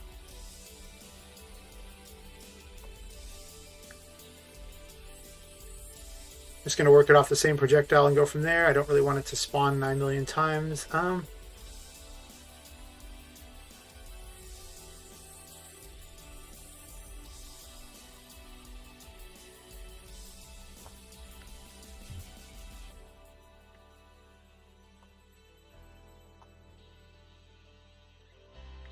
We want the lifetime to be short enough that it leaves a stream behind them. Well, I don't want it to sit there and grow like that either. I just want it to be a big arm they throw at you. I'm not sure I want it to fade either.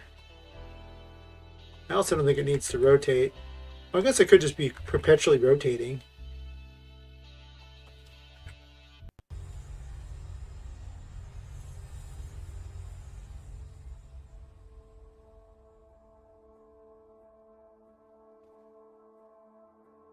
Huh.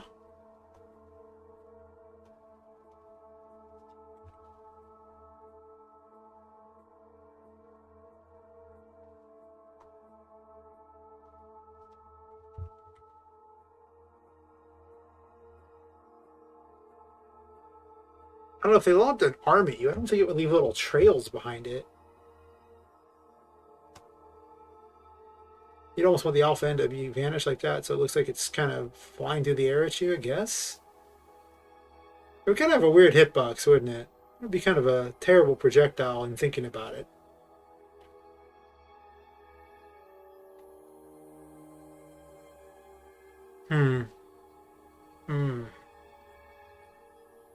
I don't think that's a very good choice for projectile, even though it is kind of fitting in a way. It doesn't fit very well for what I'm doing here.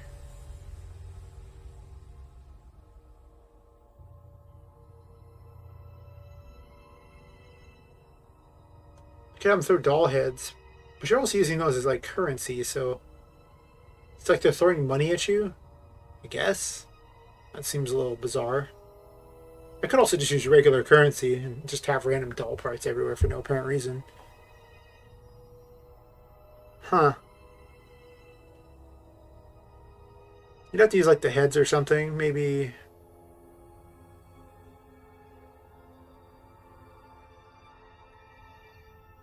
I wish they had enough animation in them to actually, throw their hat at you or something. That'd be kind of cool.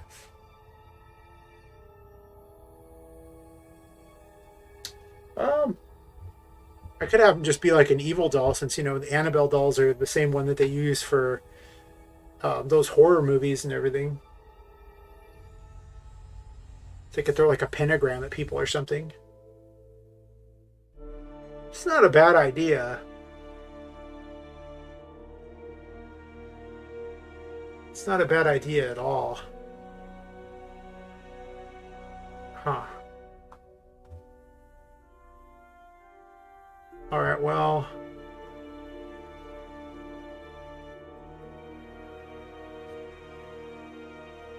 Make a pentagram.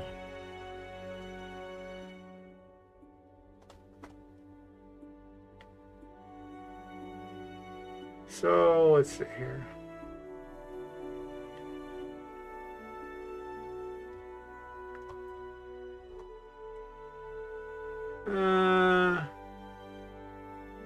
It's usually better just to make it a really dark red and then go from there. Nothing special required for this one. Right? Maybe? I see.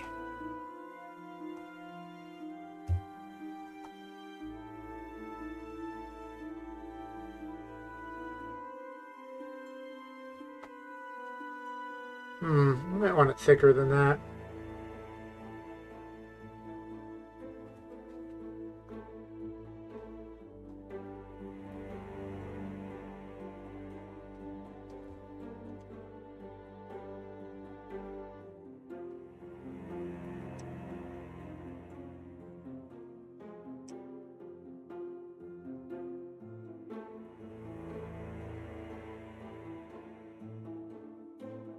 That comes out looking weird. I would ask why, but whatever, I don't care.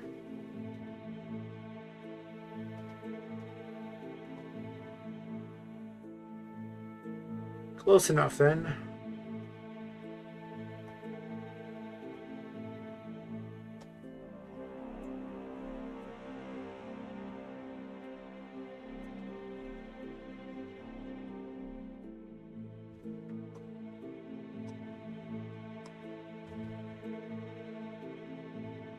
I will do this on a separate layer.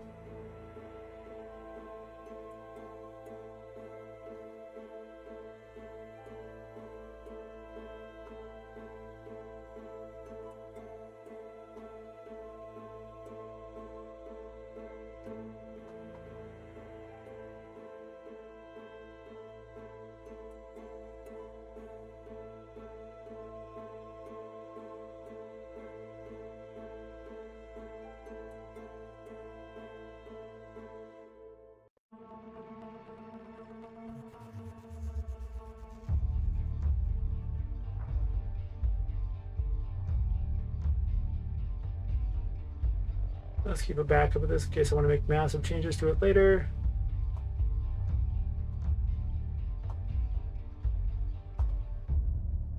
I doubt I will.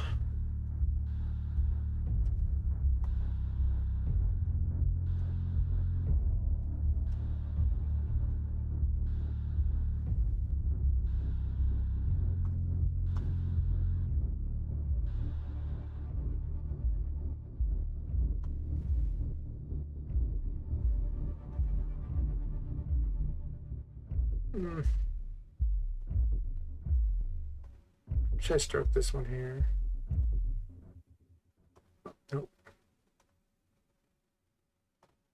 3.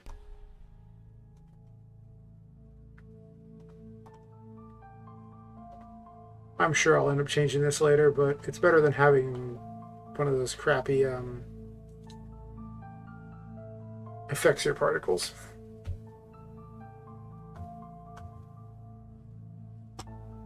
I think for purposes of what we're doing here, you'll do.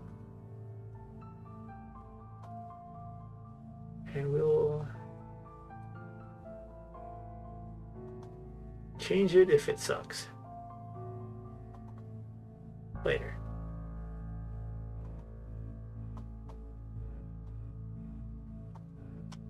All right.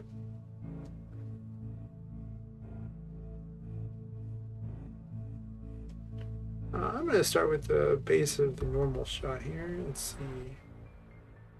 Always recycle as many particles as possible. It just saves so much time.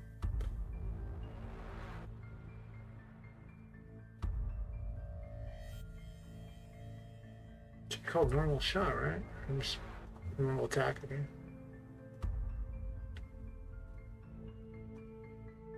Yeah, the arm looks like that now. It's totally the same thing. It's the same picture. Nope. Now it's a weird ball of who knows what.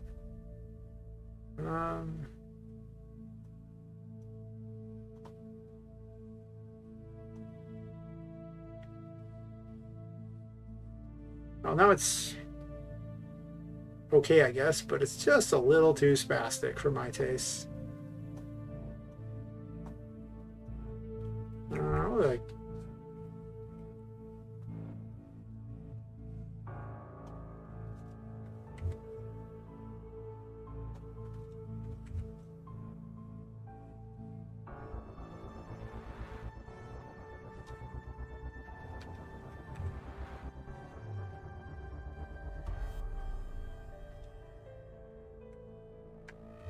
actually,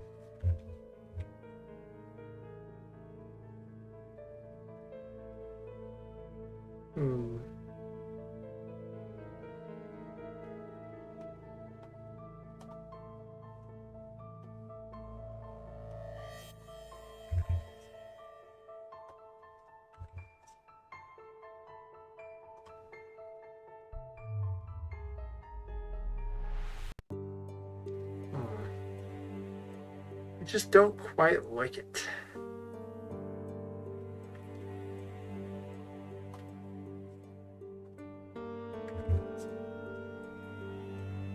I want to use the least number of particles possible.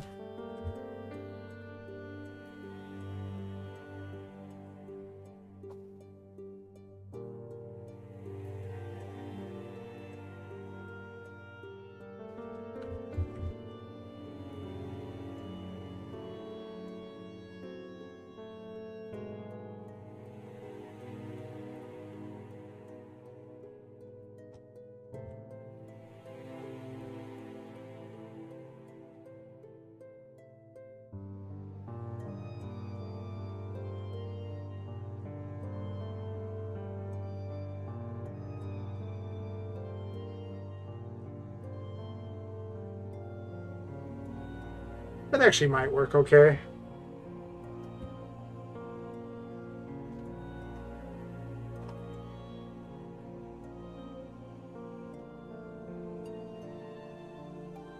A little more of an evil one there.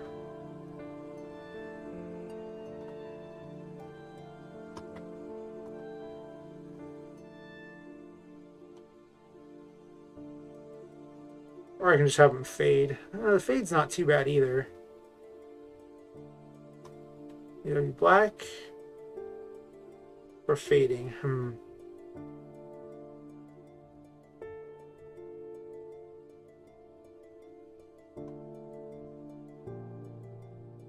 Or a combination of both. Probably a combination of both.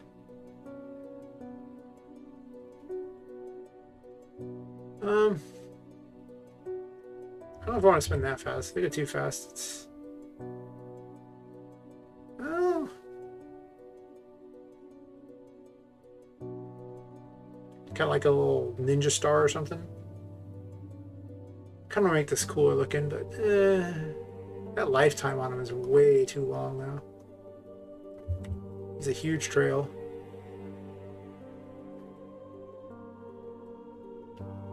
Maybe that.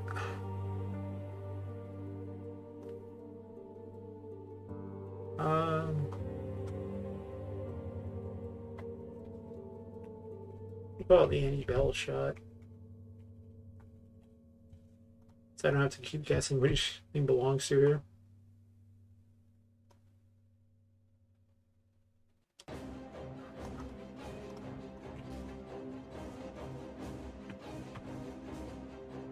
So do that. Add it to particle emitter.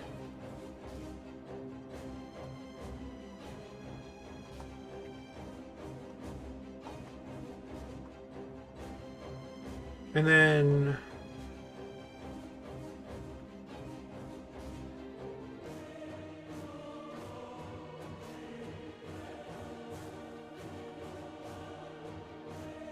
I think I'm just going to start copying these ones here.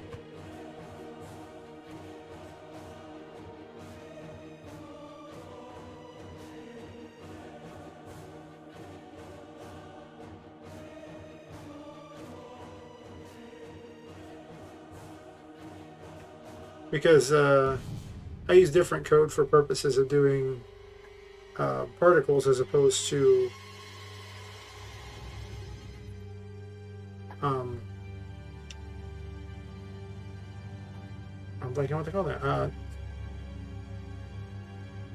As opposed to effects or particles versus pixie particles.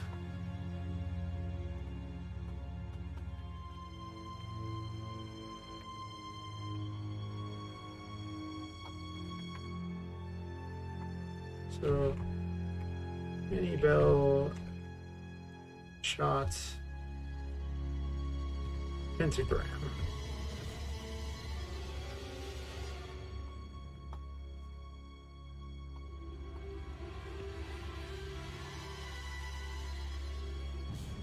Let's make it easier. All right, she fires 24.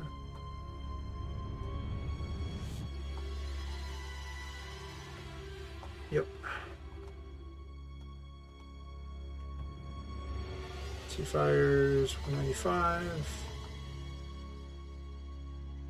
Yep.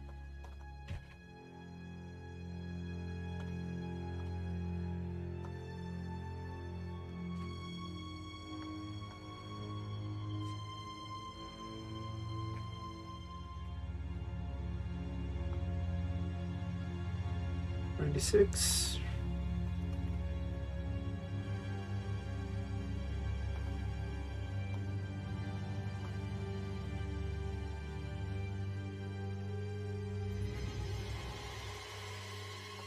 All right.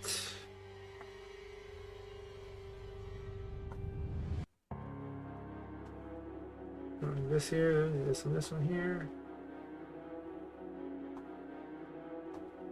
Okay, so let's check the Annie Bells out and see how their new projectile looks. See how grossly far off the mark it is. It's actually pretty close because I mean it's the same file, same picture size as the Jack's Ha. So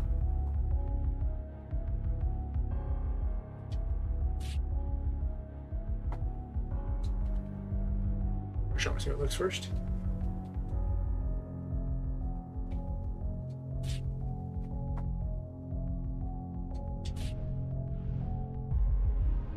Okay, so when they're dark like that, it looks like they come from the shadows. I kind of like that. I gotta change the Big Annie's thing too. I just gotta make one for her.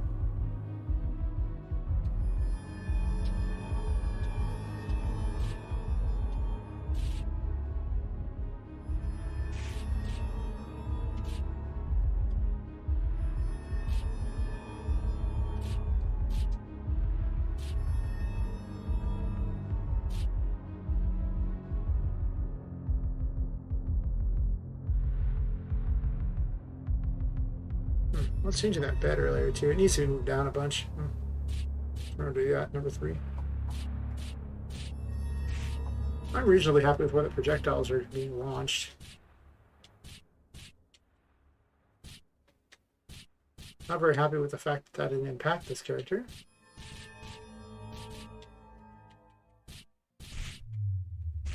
Need to increase the Annie Bill's hitbox size.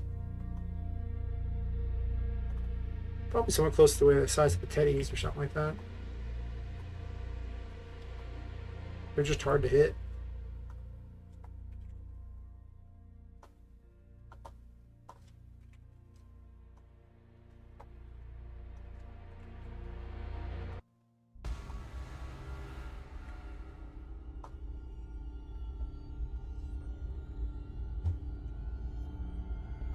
Oh, I had to apply on that, but whatever.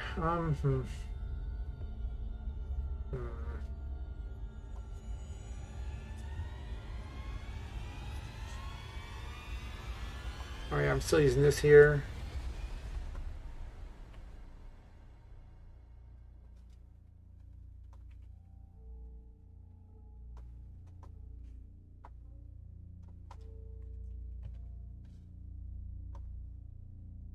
All right, so that's set up there.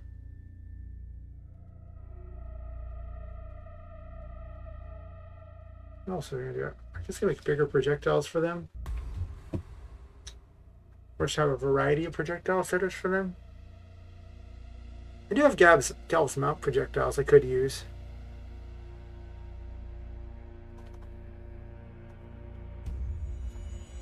I was kind of trying to not use it.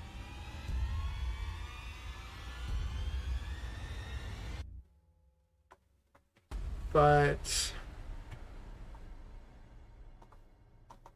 I could also just use it because it's already set up. What in the world is going on with these? Oh, no, that's the boss shot. Never mind. I thought this had a bunch of weird things on it. I was like, but why? Why would you need all these things? Speaking of needing all these things, oh yeah, the boss turns the music funny. That one does.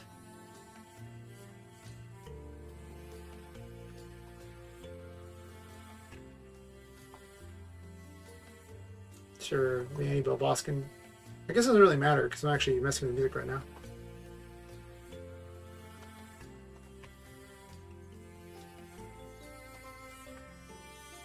The problem with using this, though, is you have to set up a special thing there where a common event does it, and then you have to send that information somewhere else. And I did actually recode this so that the projectile carries the information of how much damage the boss does. I set that up a while ago, and don't exactly remember where I stored the information that says this is how much damage it does. Yeah. Yeah.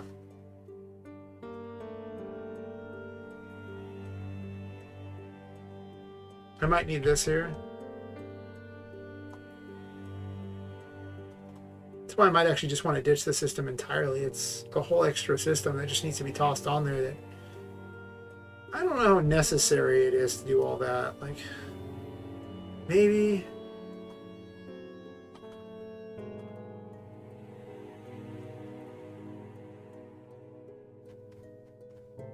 we'll just steal this information right here and put it on there.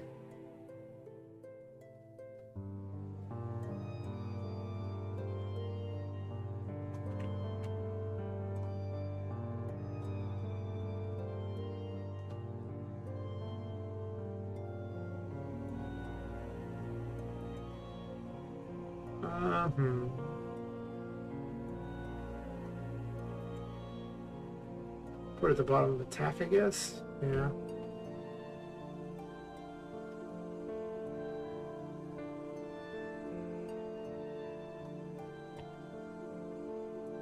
Maybe I'll just recycle those same numbers.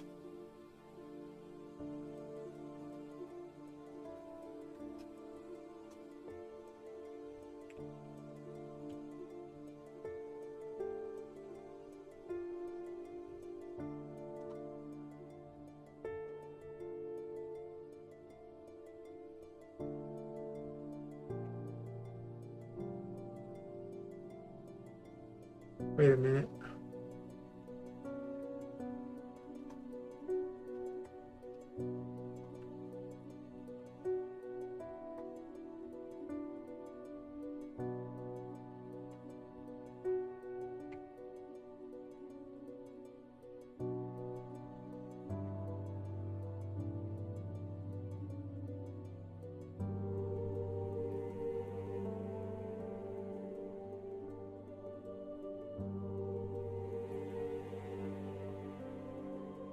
She's already got a built-in waiter. She's actually smarter than the other event. Here I'm copying bad old code.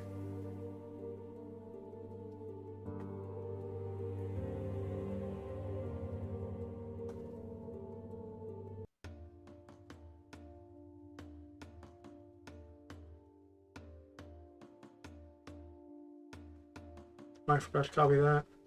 Or I just didn't, or I deleted it. One of the two.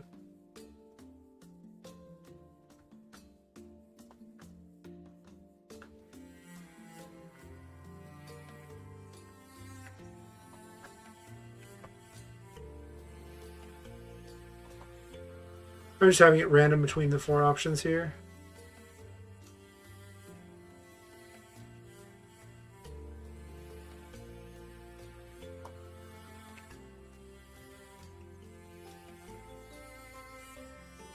And then I got to change this projectile number to 13 because it does occasionally fire these projectiles.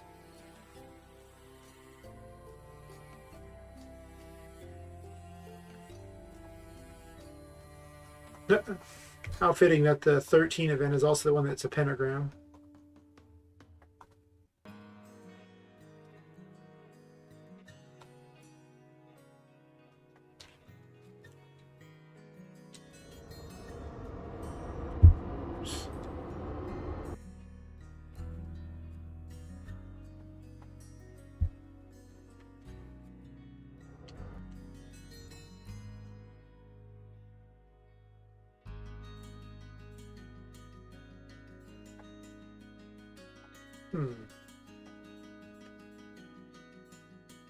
How to run around and find some anti-bells, wherever you are.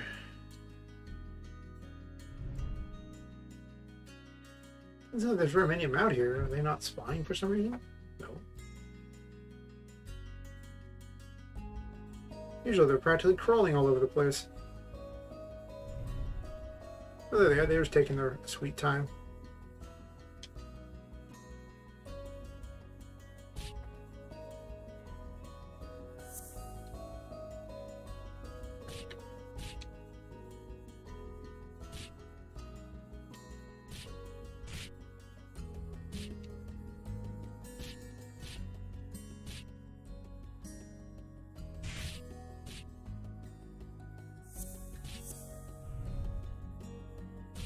Oh, well, she's mildly terrifying with some of those attacks.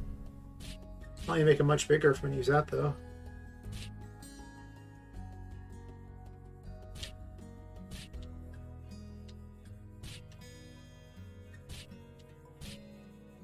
I'm going to need a faster regular attack in order for...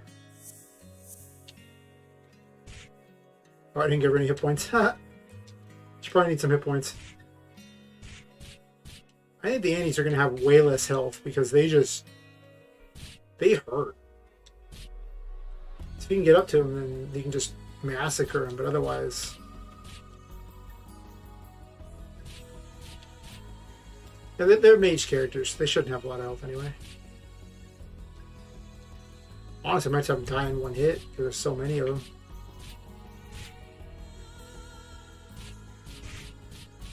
Where's their hitbox? It's way too high. It's only too high on that one. Why is it too high on that one?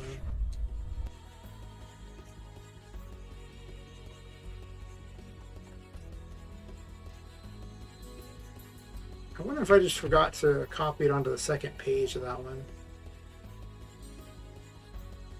Huh. I don't know. Might be a mistake that happened with that one. Sometimes weird things happen.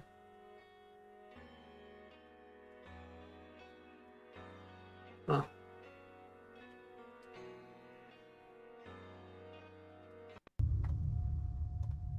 I can easily make the Hannibal boss way tougher by simply increasing, or she's got a delay built in of 200 frames, but she didn't have to have a delay of 200 frames.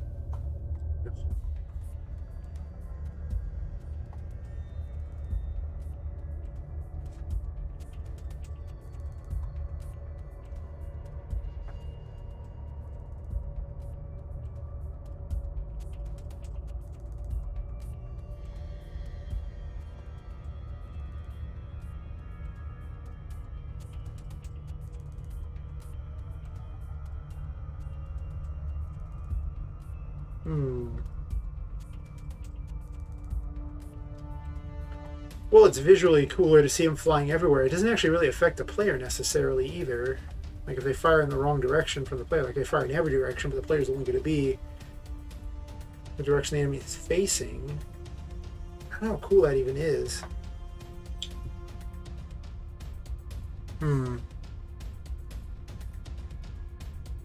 Well, if I keep this in here, then I have to come up with a system for how to do the damage. Seems to tie it to 103 for some reason.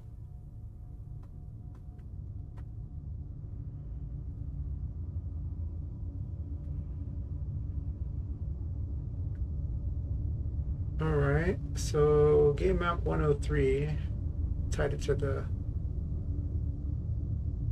game map 1 with the common, actually the matching common event name. Yeah. Just to make it easy.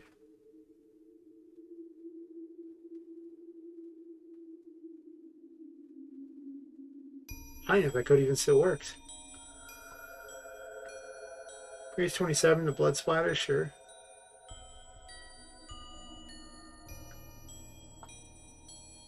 I need a mini pentagram for these ones here.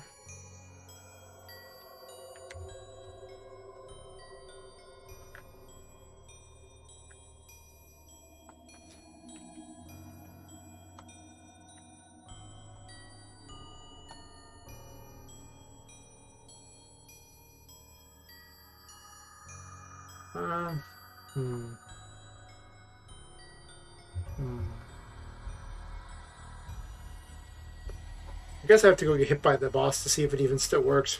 It used to work. But I've made so many changes since then. It's kind of why I'm not sure I want to keep this in. Just one more damage system I have to work into this. Instead of just having my already built-in damage system that just works well for everything else. How visually worth it is this? I guess I could spawn all events and just have them go in directions too. It would be a little more effort, but I wouldn't need special damage code.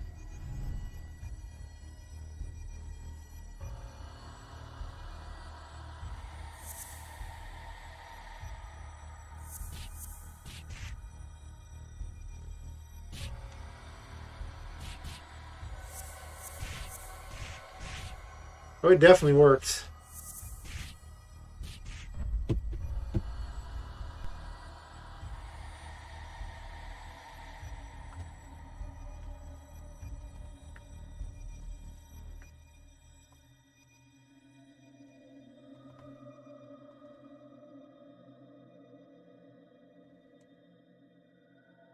don't know why I named it that naming convention. That is a terrible naming convention.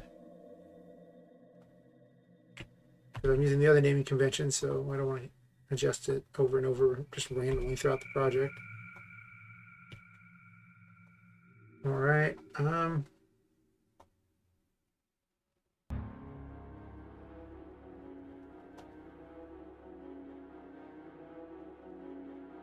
So why do I want that?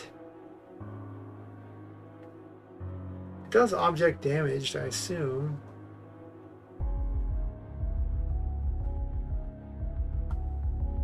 Gotta solve the mystery of how I coded this.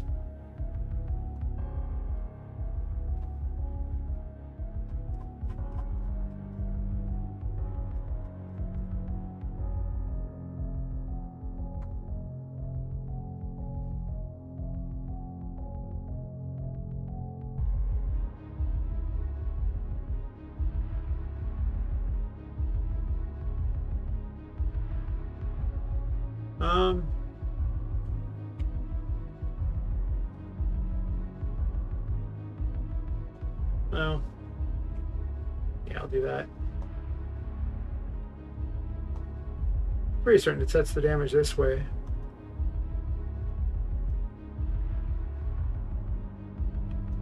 Actually, let's do this. Copy. Keyboard fell asleep on me again? Nice, maybe. Why not work here? Maybe? I don't know what it is, but ever since I started doing these things, it seems to have more issues with the keyboard than it should.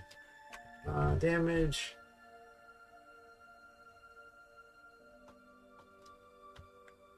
Let's just have it basically one-shot the player if they're hit by it. So we'll know for certain that I adjusted the damage.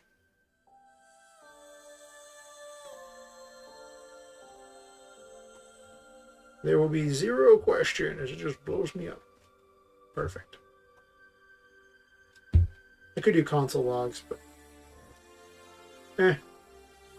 that seems like a lot of extra effort. If I can just adjust the damage.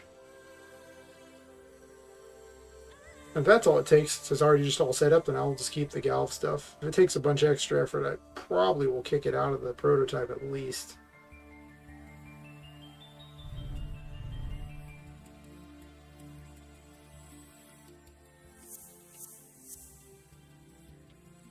Those didn't hit me.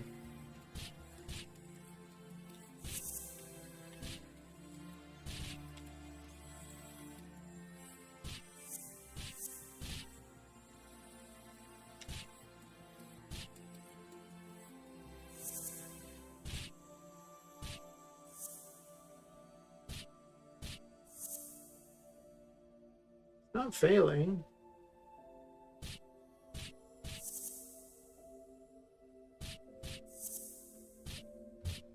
Well, this is definitely a console.log affair.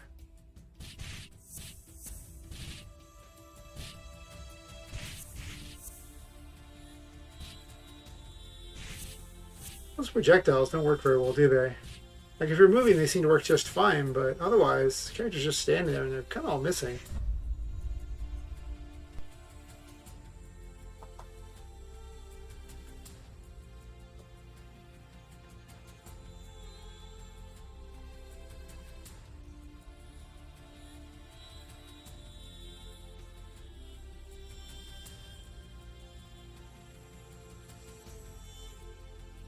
Okay, well, I can't put those on there.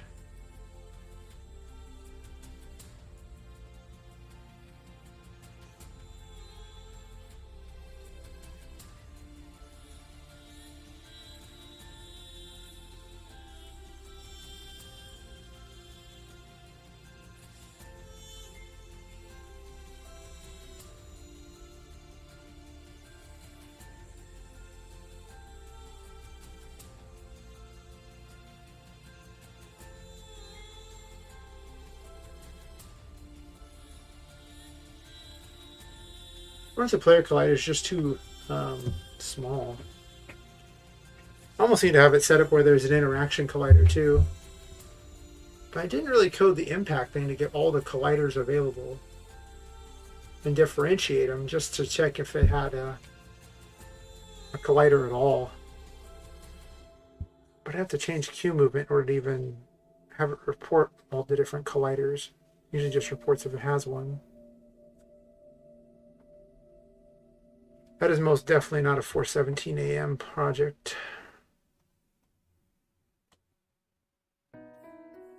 Not if I'm trying to figure out why this didn't actually send damage over.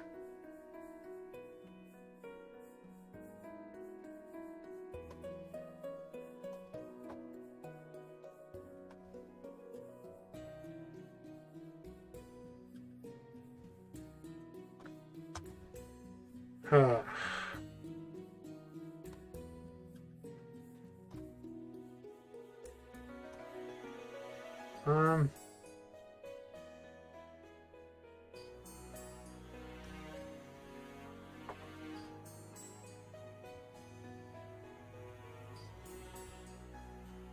Actually,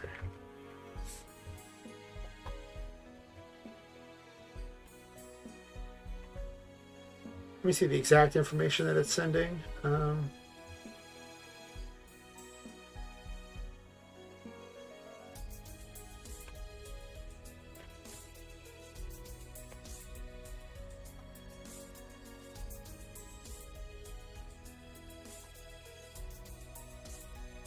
And then actually while I'm at it,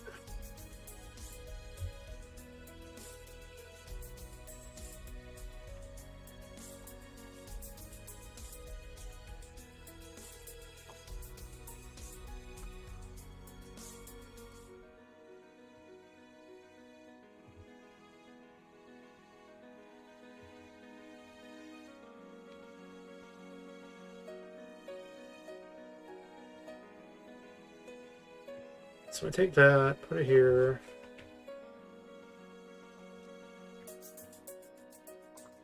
We'll see which one is actually triggering, if any of them. I don't even know I have the 151 thing there. I think it's actually just for the player itself. Might be easier just to have the player damage done differently entirely. But nope, just have to have one system that does it all, of course. It's so much easier that way. It's not necessarily easier.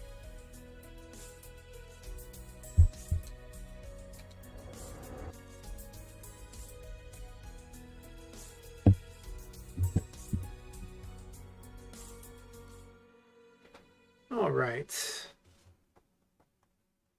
Don't click the wrong thing over there. The boss out so we can see if she damages me.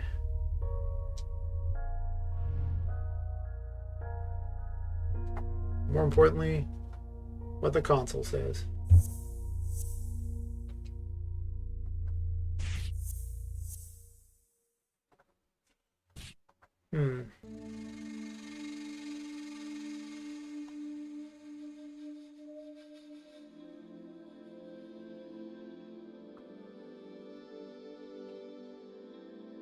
Looks like it pulled 2 at some point here.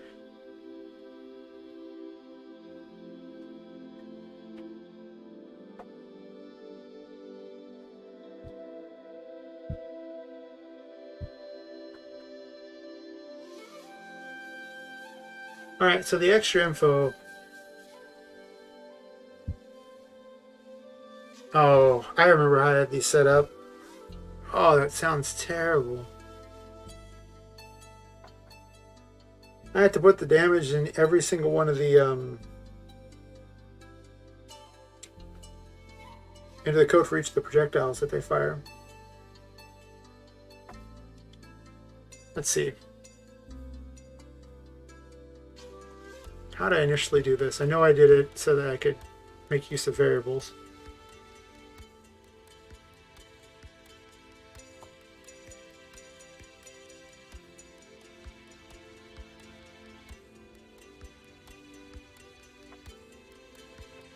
Ah.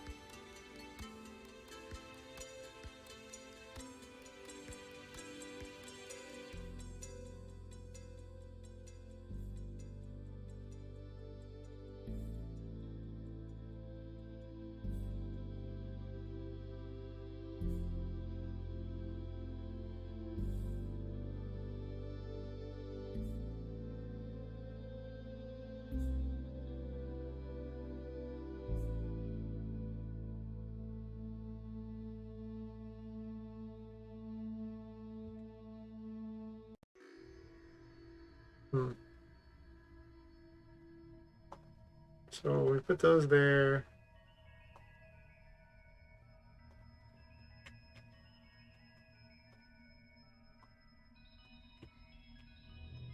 Them all next to each other here.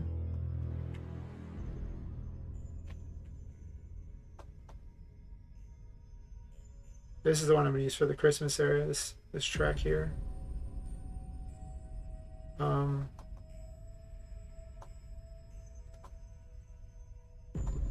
That's the multi-shot.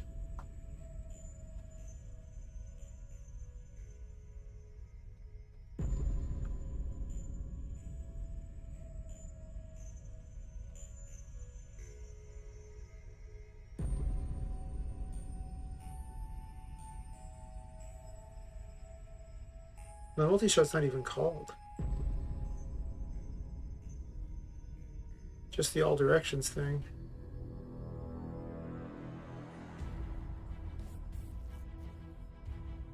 Oh, I changed it. No wonder. No, fair enough.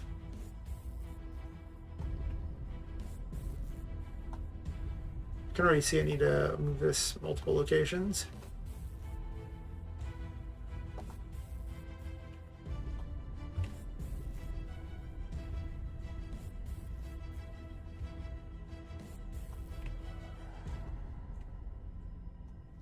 I don't need to do that.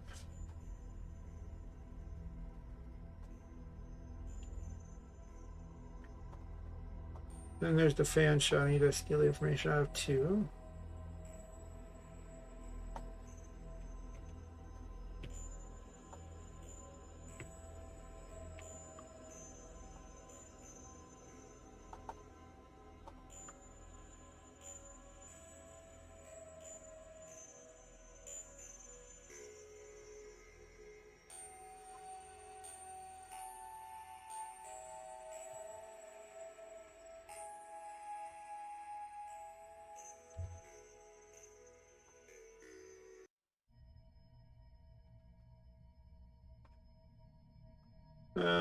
From boss fires a lot of projectiles, so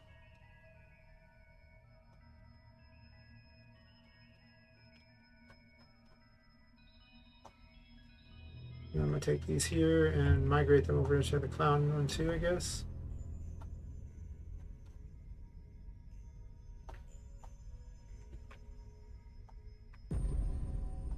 Clown boss is gonna be much earlier probably, so significantly weaker.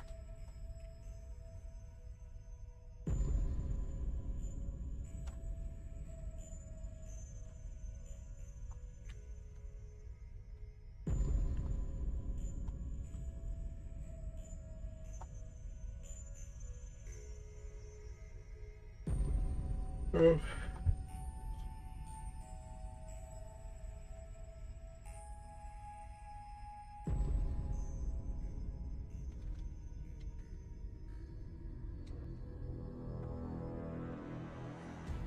Oh, it's so much better if I just put the code in the projectile, because then I can just spawn the projectiles at locations and they'll behave as necessary.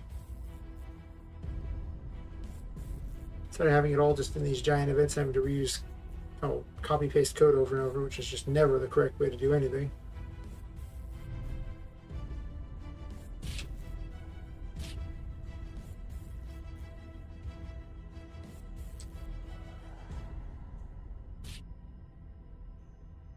Oh, those projectiles go so far. Did that not hurt me?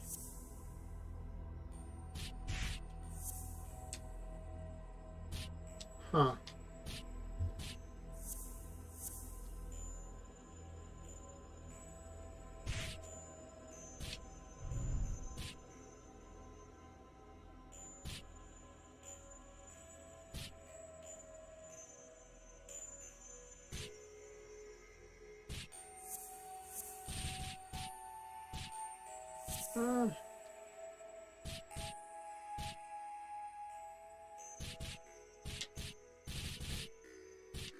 This new projectile code does not seem to work very well. I'm tempted to just remove it from the equation entirely.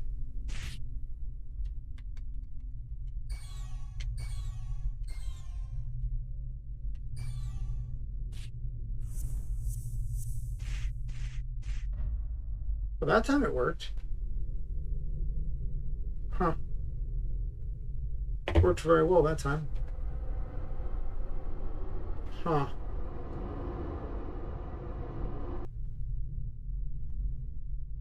Huh.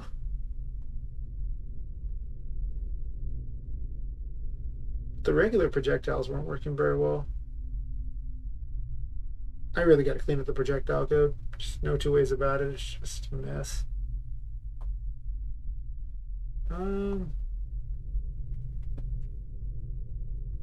I fix this little problem here. Let's keep encountering it. This is map 15. When the character gets stuck back out there, instead of being in a little ghost form floating around, she's not.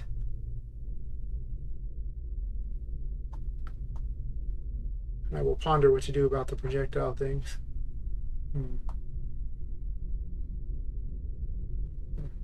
I'll come back to that. The damage appears to work, though. Huh.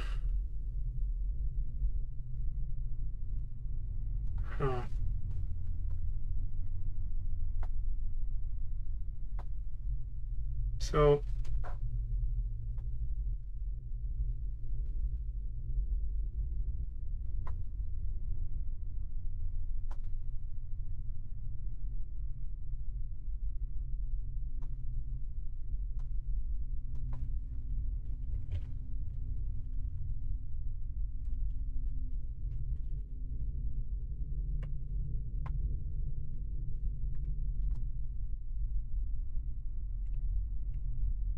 this triggers off of game player Y, and if game player Y is below 20, it should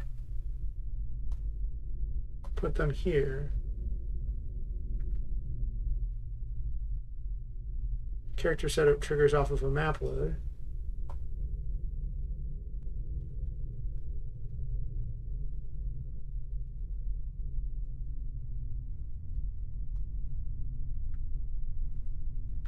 Huh.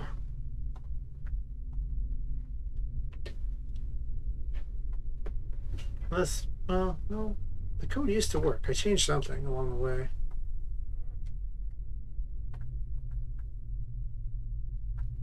After all, I guess normally it would work if the character was just floating in the air like that. It would just start her like that without me thinking about it, but apparently not.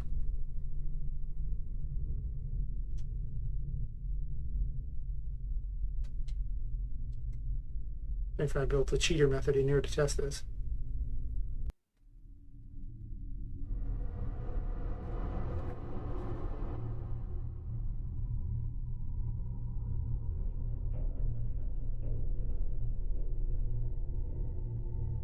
So it clearly triggered.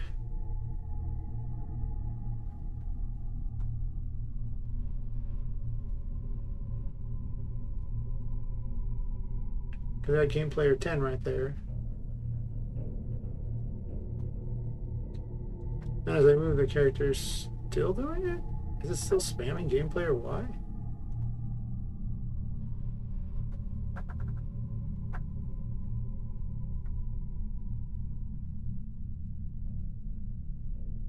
Huh.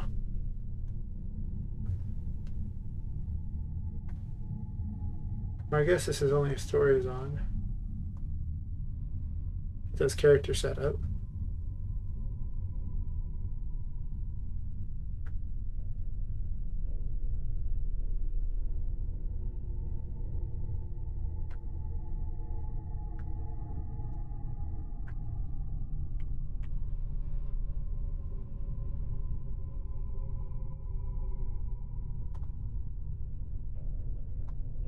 I think what I'm going to do is just turn these two things off.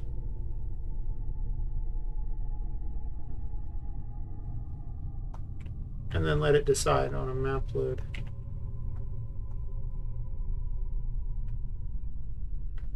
I don't need the console command there. It did establish that I rewrote this so that this same event does double duty. Both when the map loads and then it just perpetually sits there waiting and watching to see if the character goes too high or too low to trigger the transformation.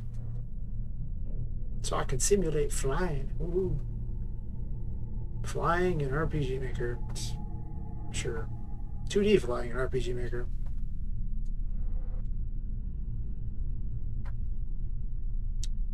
Pretty much RPGMaker as intended.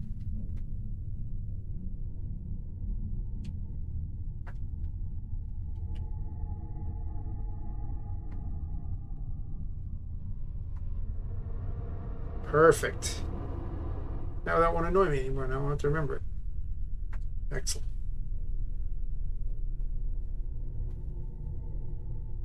Kind of want to get rid of the Galv's map projectiles thing.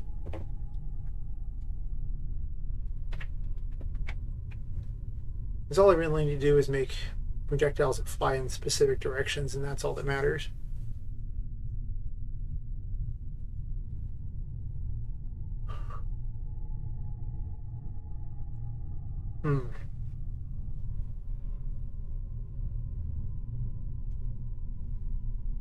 I kind of already have something here, but then I still need to rewrite a damage system for it.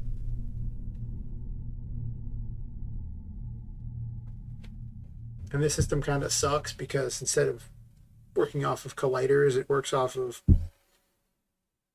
its own weird thing. It's basically a distance measurement, what I can tell. I guess technically a collider is a distance measurement, but I don't know. It's definitely done in a way that doesn't fit with cube movement very well. Like, it works, kind of. From standing to the sides, it doesn't need to work at all, but I'm standing up above it, it worked perfectly.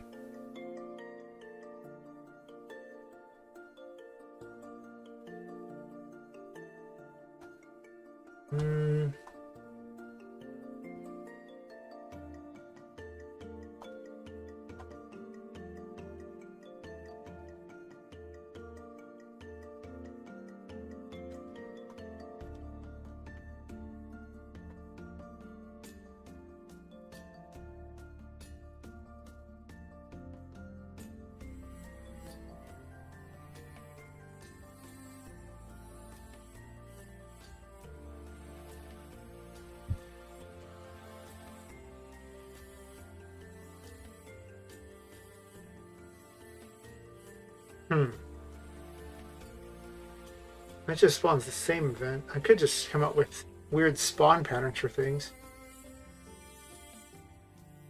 I guess that's better than projectiles because you could just have it spawn events in the right locations to create things like poison pools and stuff.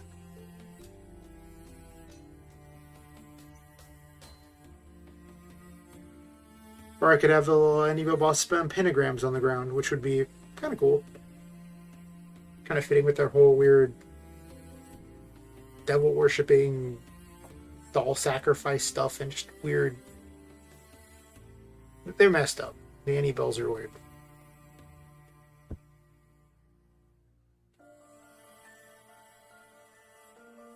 kind of want to do that.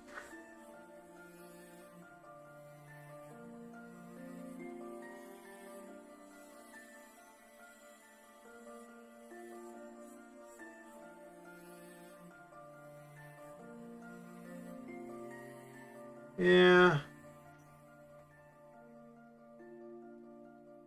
Yeah, I think I should take it out of the game. It just introduces a whole layer of complexity, and all it does is really basically give me the ability to do what I could already do. I guess it's technically less memory intensive, sorta, but they look way worse.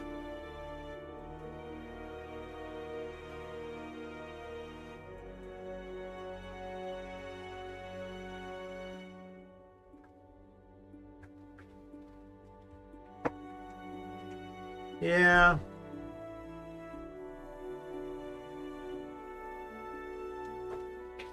I'll keep a backup of this event in case I change my mind.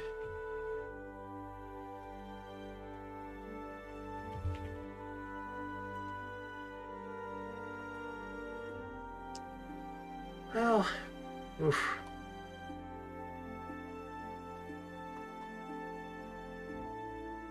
I mean, I guess I could have neater looking attacks if I simply just make the events do it. Because you can do so much more with those. Whereas these ones can really only be fired towards the player or towards an event. And in 8 directions. Or the 8 cardinal directions as well. So that's kind of it. You know, this whole projectile system, that's all it does. That's not very neat at all. You can't even have them do the cool rotating attacks that, you know, like you would see in a lot of other bullet hell style games. So the player has to constantly move to avoid the waves. You can't even do that with it. It doesn't even work. Because you can only direct it at the player or an event or the 8 cardinal directions. So yeah, the more I think about it, the more this isn't even that good. Why did I work so hard to put it in here in the first place? Ugh.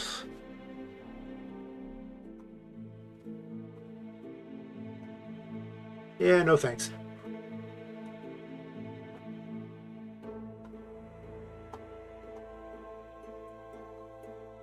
Thanks, but no thanks.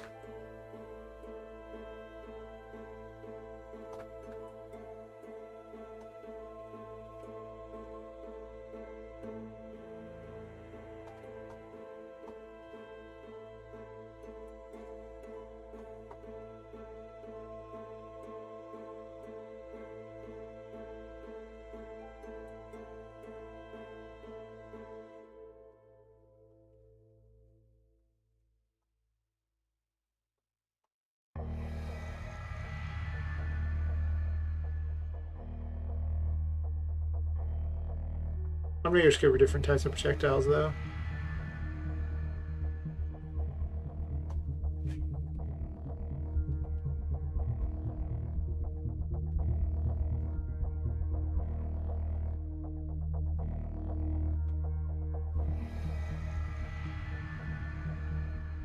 And then just the projectiles themselves will have their own crazy code.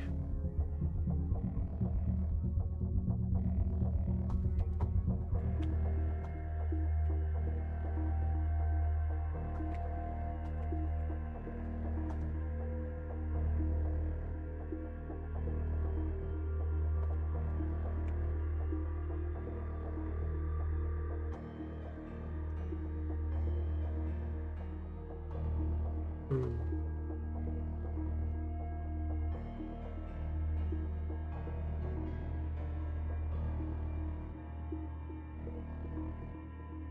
Yeah.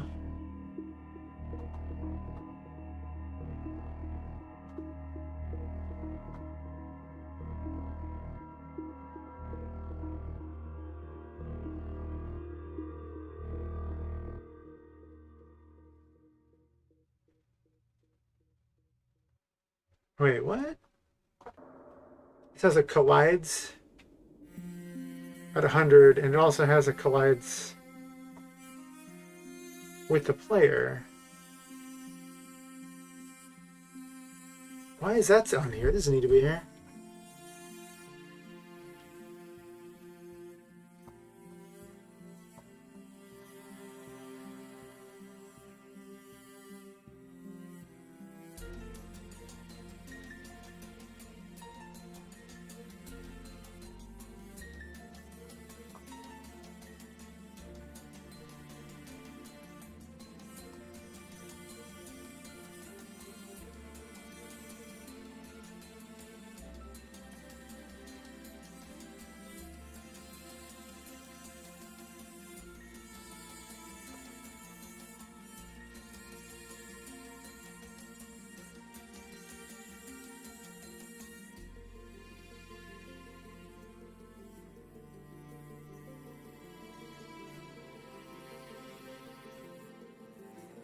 Alright, let's roll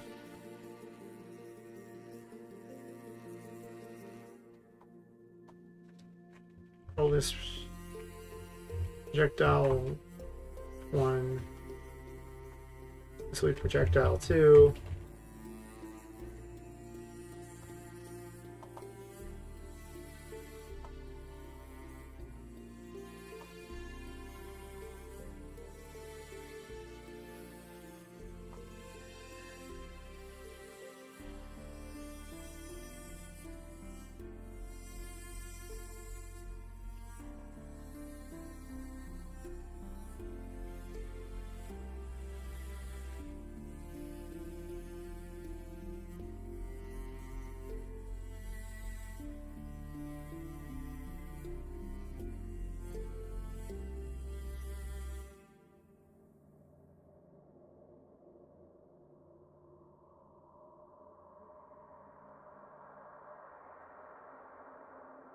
And I already have it set a self-variable damage, so this gets self-variable damage. Alright, and then because he's just checked for colliders now, you don't have to worry about them having the right distance either.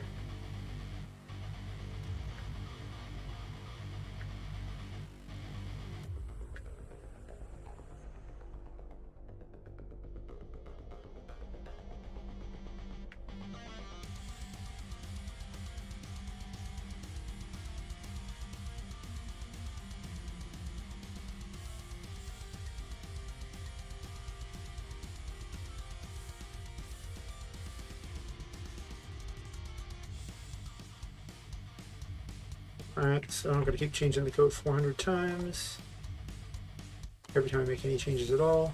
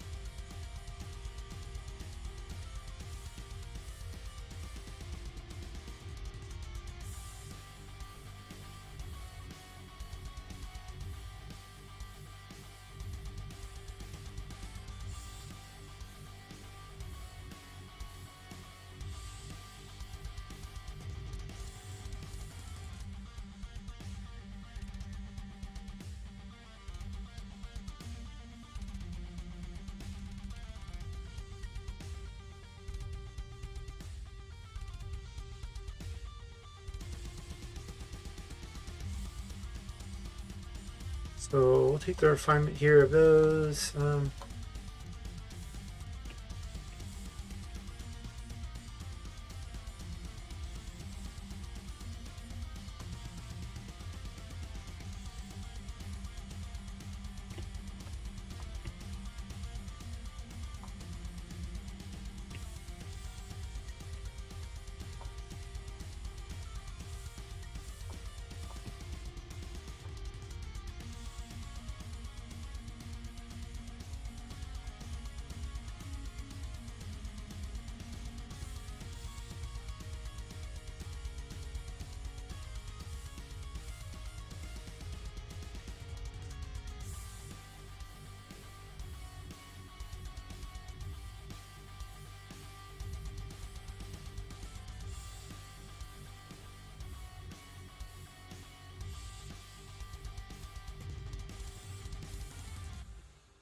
Oh, this is going to be so much easier when I can just make changes to just one event for all of this.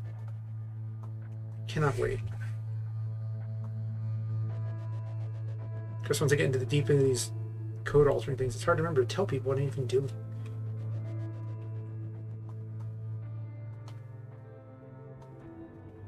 Which is really what you should do for all your events. You should sit there and make it where you go call common events, and the common event just runs duplicate code, so you don't have to constantly put the same code in everything.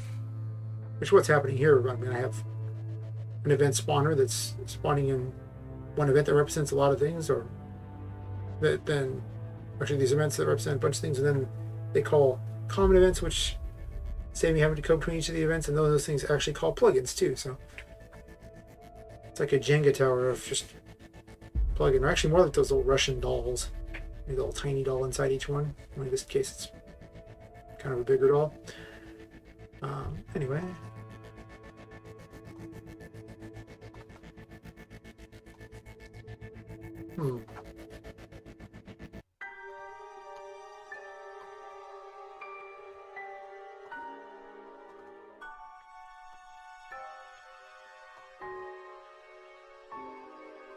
This is why I kind of want to build art on top of this too. I've got all this code already made, and I can just kind of recycle it, assuming the base game works well enough. Change the rules a bit, change some numbers, make some images. Yeah, whole new game. Let me see if all the projectiles still do damage, or if I flubbed something in this improving of the code. Starting near 5 a.m. I think I'm just going to start making 5 a.m. my normal stop time for doing this.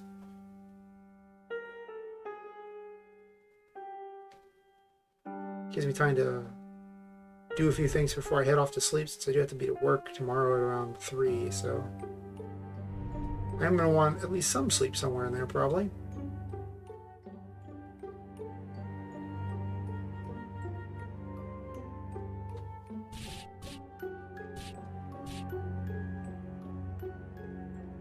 Huh.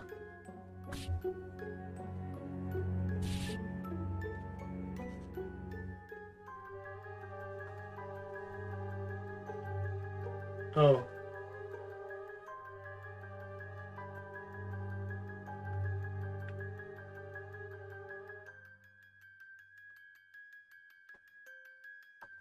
I messed up one of the lines when I was doing this. That's why I ran the test.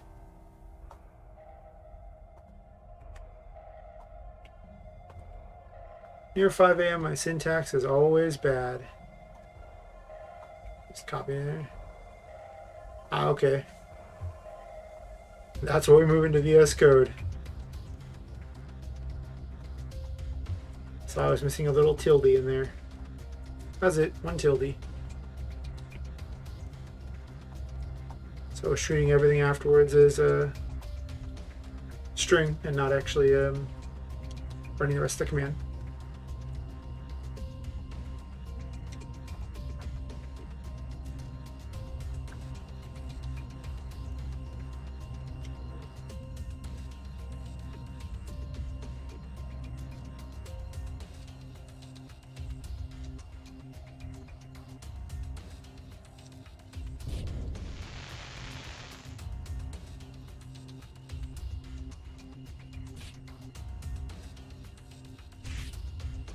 Oh, look, it actually works better than the original way. I guess its impact is a little bit big for my taste, so maybe a little smaller.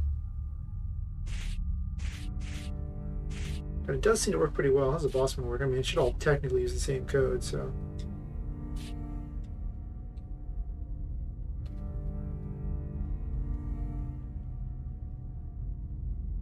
Come on, fire at me.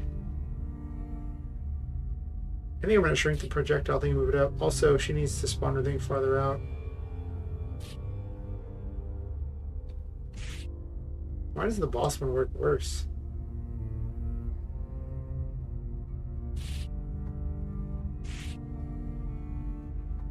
Huh.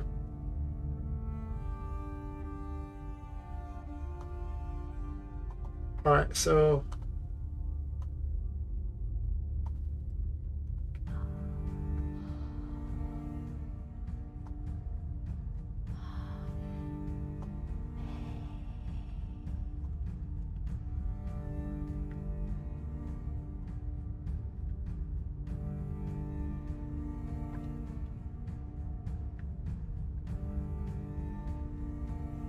I think I'm going to shrink her overall thing here.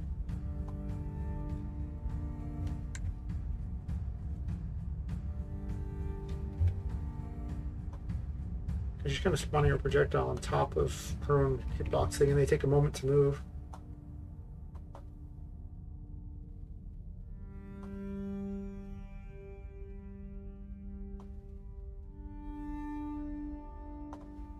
Probably because enemy 1 has some sort of a delay in there somewhere.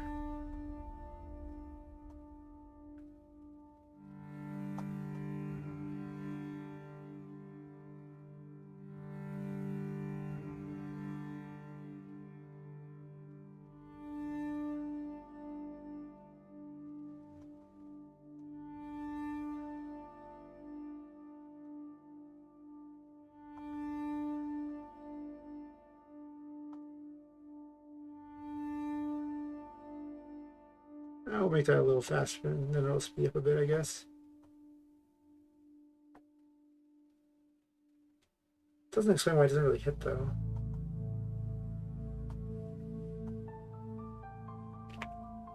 Also, the Y on him seems like it needs to be higher up.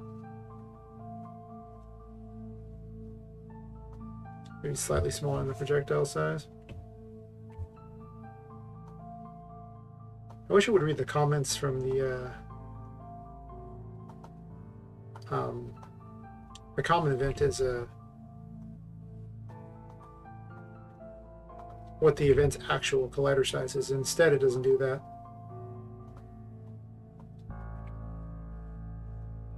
Just basically ignores them. Which I guess makes sense. You'd have to have it call up the event itself and then apply the collider to it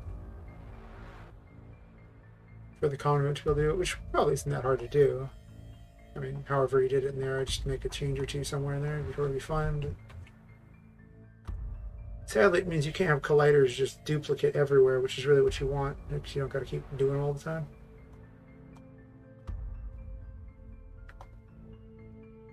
Alright, so... it doesn't explain why this one didn't actually hit the player. Because at this point, the code is completely identical.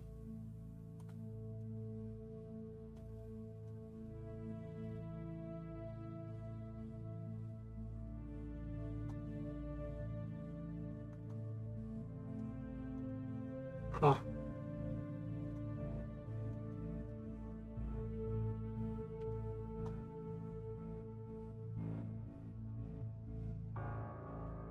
It's kind of a head scratcher on that one.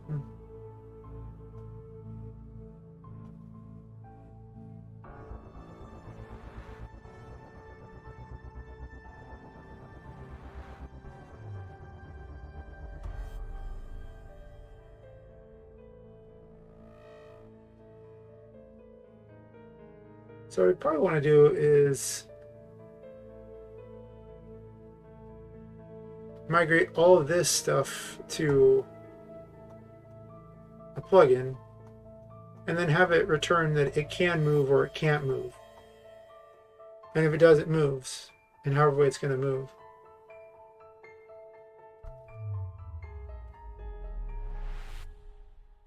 Kind of like I do with the events themselves, with the enemies.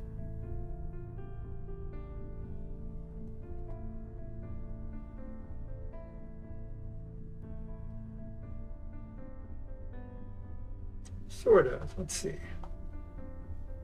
How did I have that set up?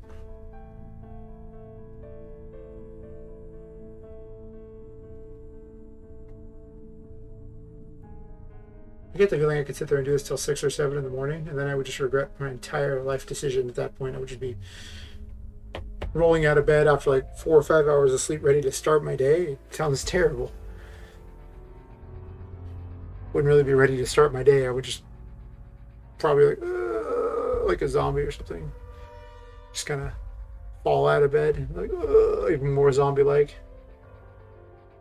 Struggle for caffeine, but caffeine, kind of like brains, except for just caffeine. That's pretty much what it would be. It would be like The Walking Uncaffeinated, not The Walking Dead.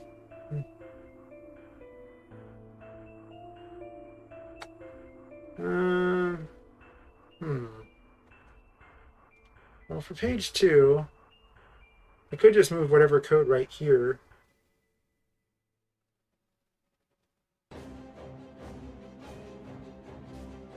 This way actually works better, because if you do this, then the this is already working with the event itself, and it just ignores the common event.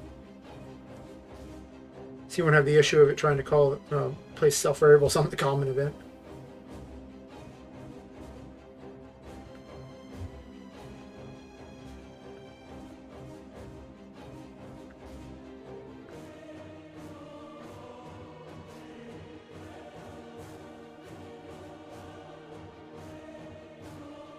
Well, these are way too specific to want to put inside the common event.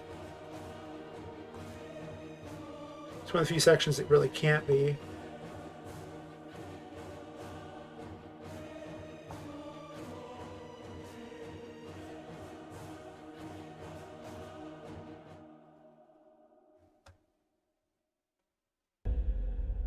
Yeah.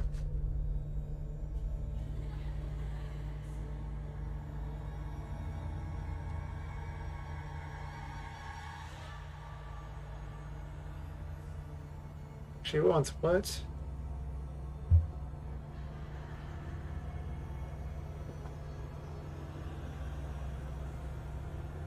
Do I want them to run the frozen code is the question, or the poison code? I don't think I do.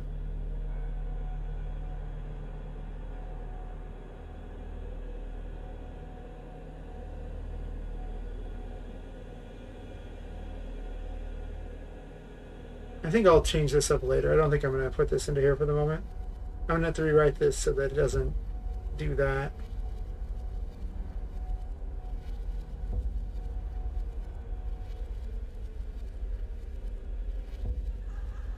It have to be like an if it's not a projectile. Or just have this a giant switch for those.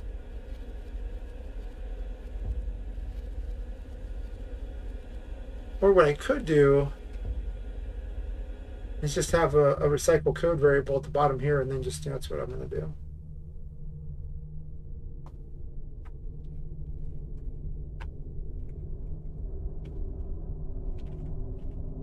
Status affected equal 1.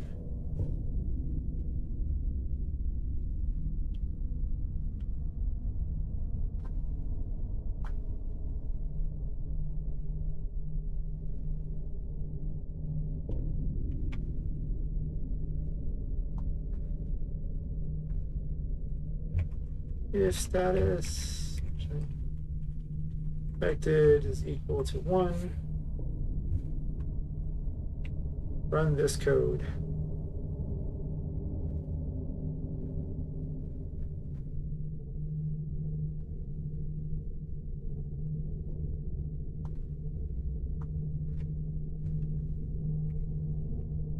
Status affected equals 0.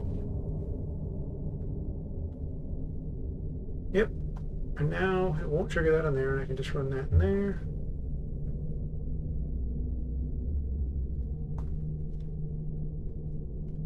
That also means in here I can put the rest of the code.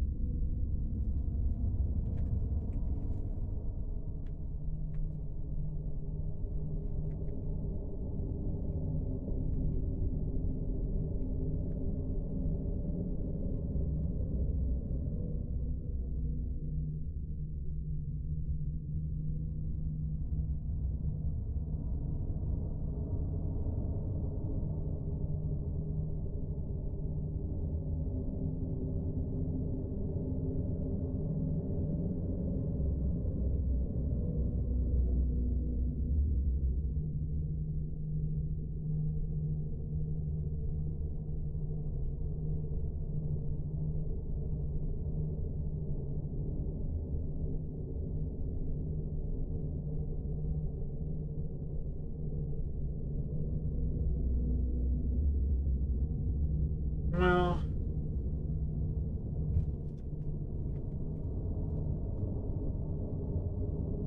there's a better way to do it, but at this point in the night, I just want to finish this before I head to sleep. Oh, wait a minute.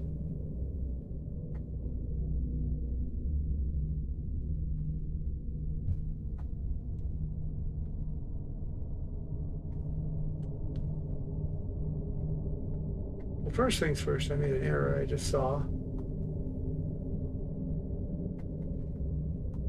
Right here. I don't think I need the weights, to be honest.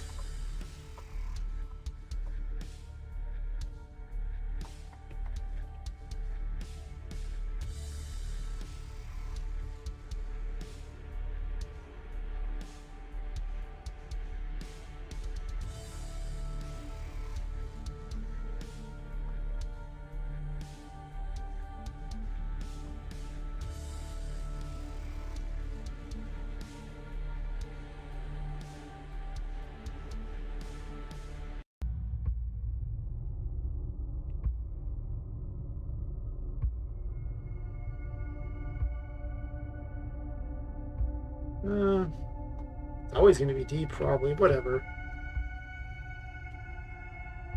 Further refinement of code will happen later.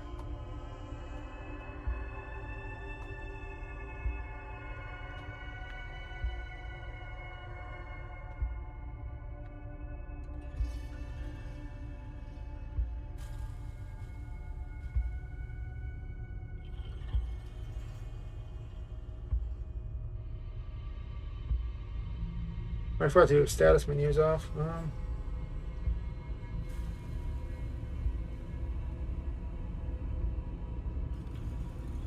I checking for status menu in there? I probably am.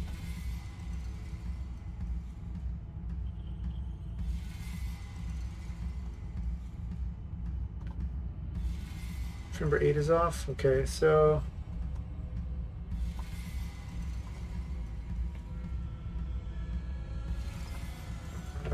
game switches.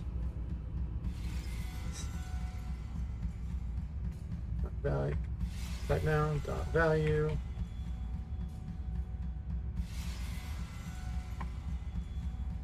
False.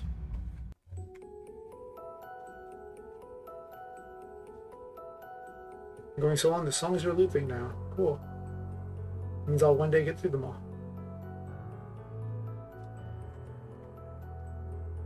Oops, wrong up there.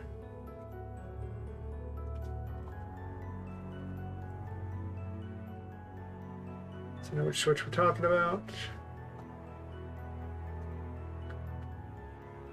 And actually, while I'm at it, I don't know why I close that.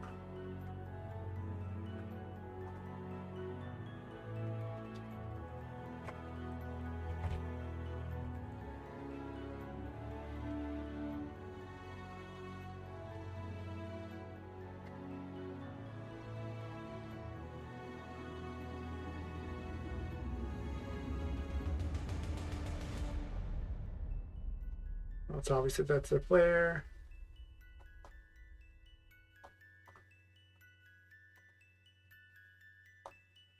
Switch is 45.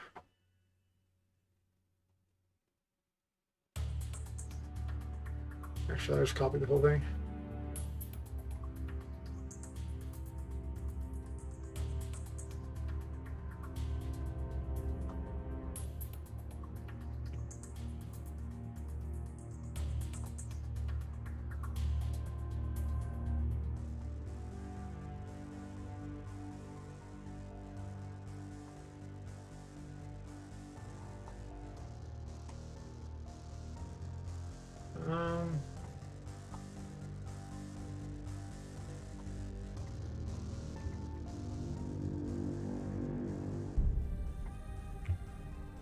Let's see. I said that was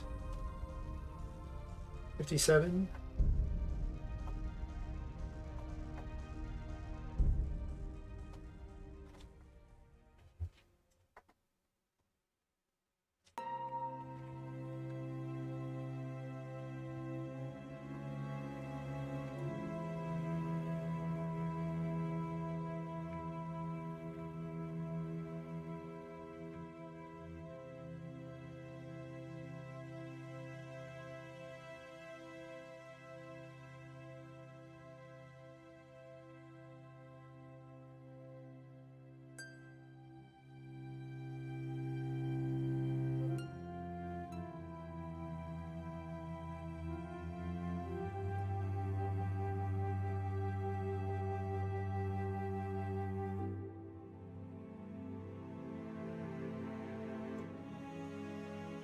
I must have made a mistake here.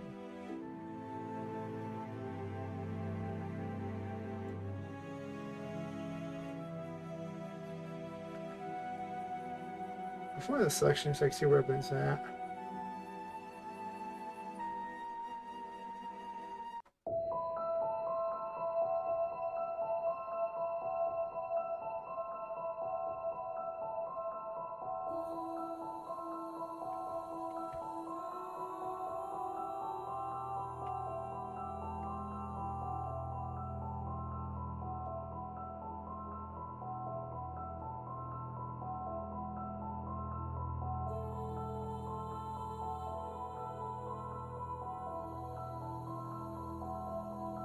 Uh,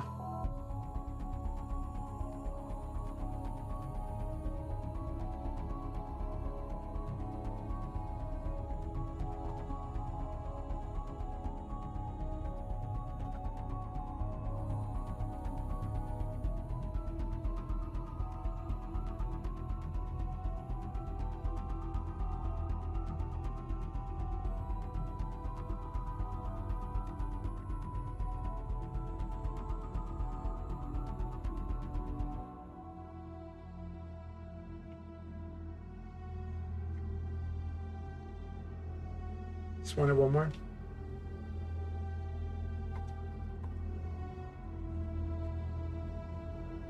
Wait, why did I do that twice?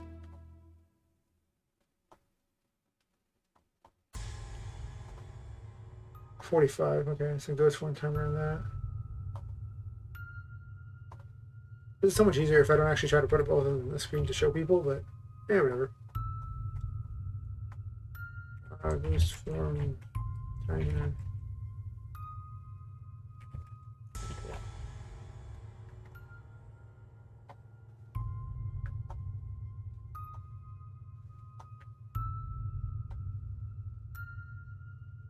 Oh wait, I know why they're separate. So why should we be doing this at this time of day?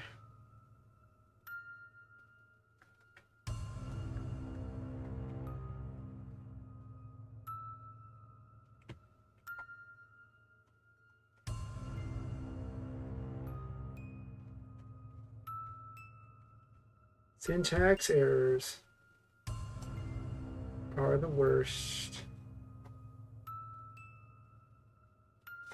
Let's put this up here. All right, I'm gonna migrate this over the side for a second here. It's taking way longer than it needs to, and I don't think anybody's necessarily watching me code this right now at this point anyway. Maybe they are. Maybe they really just riveted by me copying that over. Somehow I don't think so. So let's see.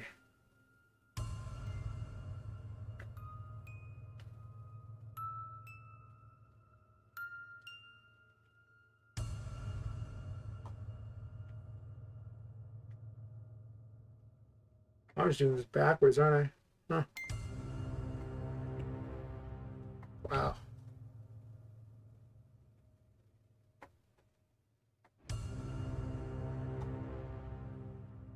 Okay, so ghost form timer is there. Lock. If that's the case, just let the on, and then in this case, let's move this down to there. And if block is off, else.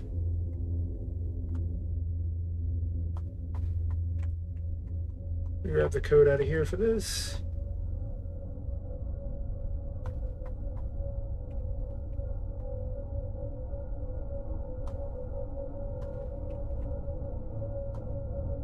The code executes much faster. It actually uses a lot less code when you do this. Instead of every single command needing to run the game interpreter, it just runs the game interpreter once, saving a huge amount of code, which is why I'm doing this. It's a massive improvement in speed. You just gain tremendous benefit from it.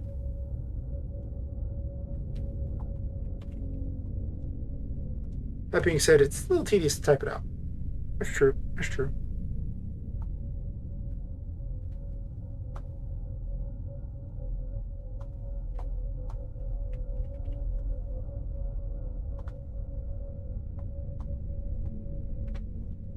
And then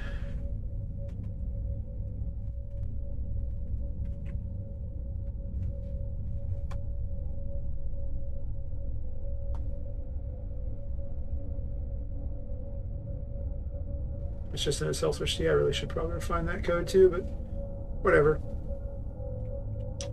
One refinement at a time.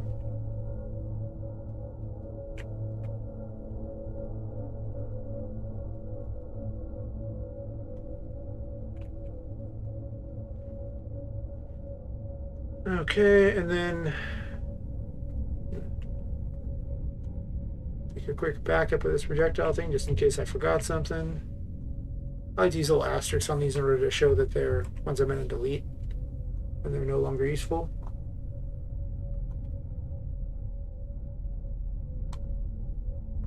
I think I leave enemy stop in there, I guess, because I didn't actually add it. Did I? No. I also need the lifetime code, though.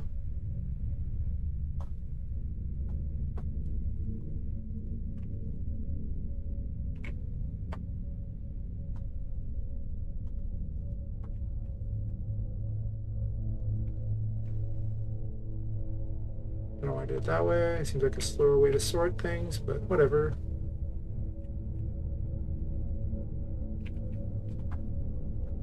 Alright, so that should be everything, and now I can get rid of all this extra code here. And we'll leave the move code because you can't run that in a plugin. What I am going to run is page 2 with this event ID right there. And then remember to save. Alright, let's see if it works. Get a first try on this? Maybe. I don't know, 5 a.m. coder me is pretty bad at coding, so I'll be surprised, but maybe. Pretty much after this, I'm just going to head off to sleep. This is... I gotta be up to work tomorrow. As fun as it is to just sit there and continuously mess with game dev, which I would do if I was paid. I can't do that. So sad. Oh, it's not hitting the player.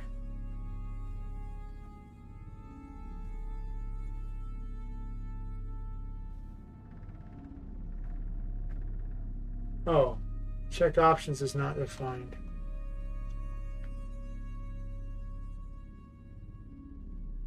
Okay.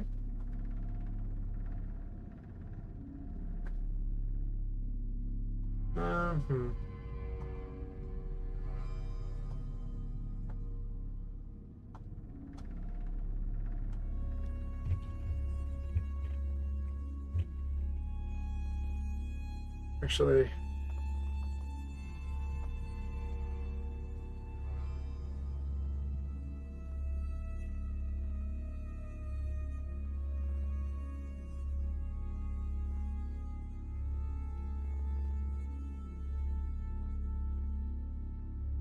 it should define check options.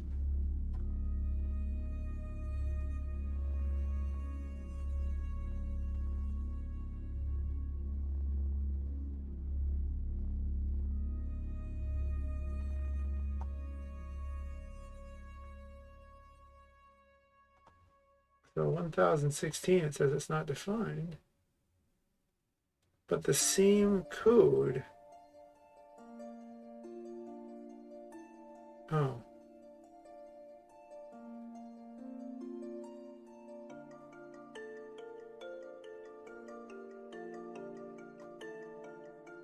This was just me making the previous change.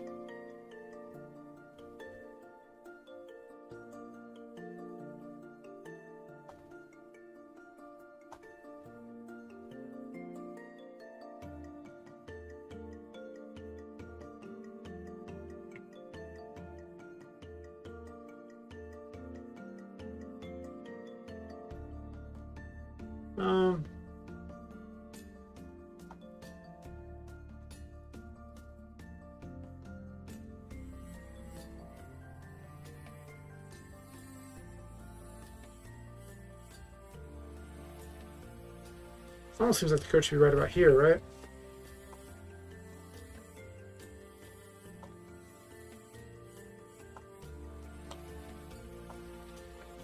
Okay.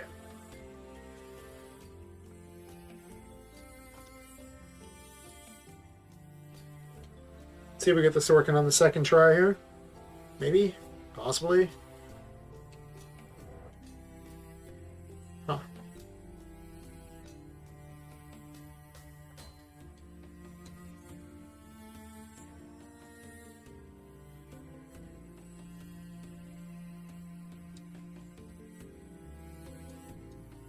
It's alright, give it to me, baby. Right upside the kisser. Boom! Perfect. They're a little slow to dispel.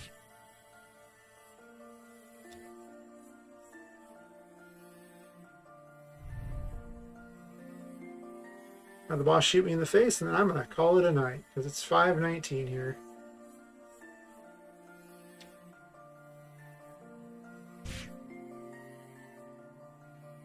It's a little slow to go away. That one didn't really hit. Why didn't it hit? Well, it sort of hits. We're going to be close enough for right now. Tomorrow will make it better. Alright, well, I'm going to call it a night. Thanks to anyone watching this. I'm probably going to end up streaming pretty much every night working on these throughout the week. Probably not the weekends, but probably a good 3 to 4 hours. Probably starting at around, I want to say 2 a.m. Pacific time. Yeah. Maybe earlier. I don't know. Anyway, I'll catch everyone there, and good night.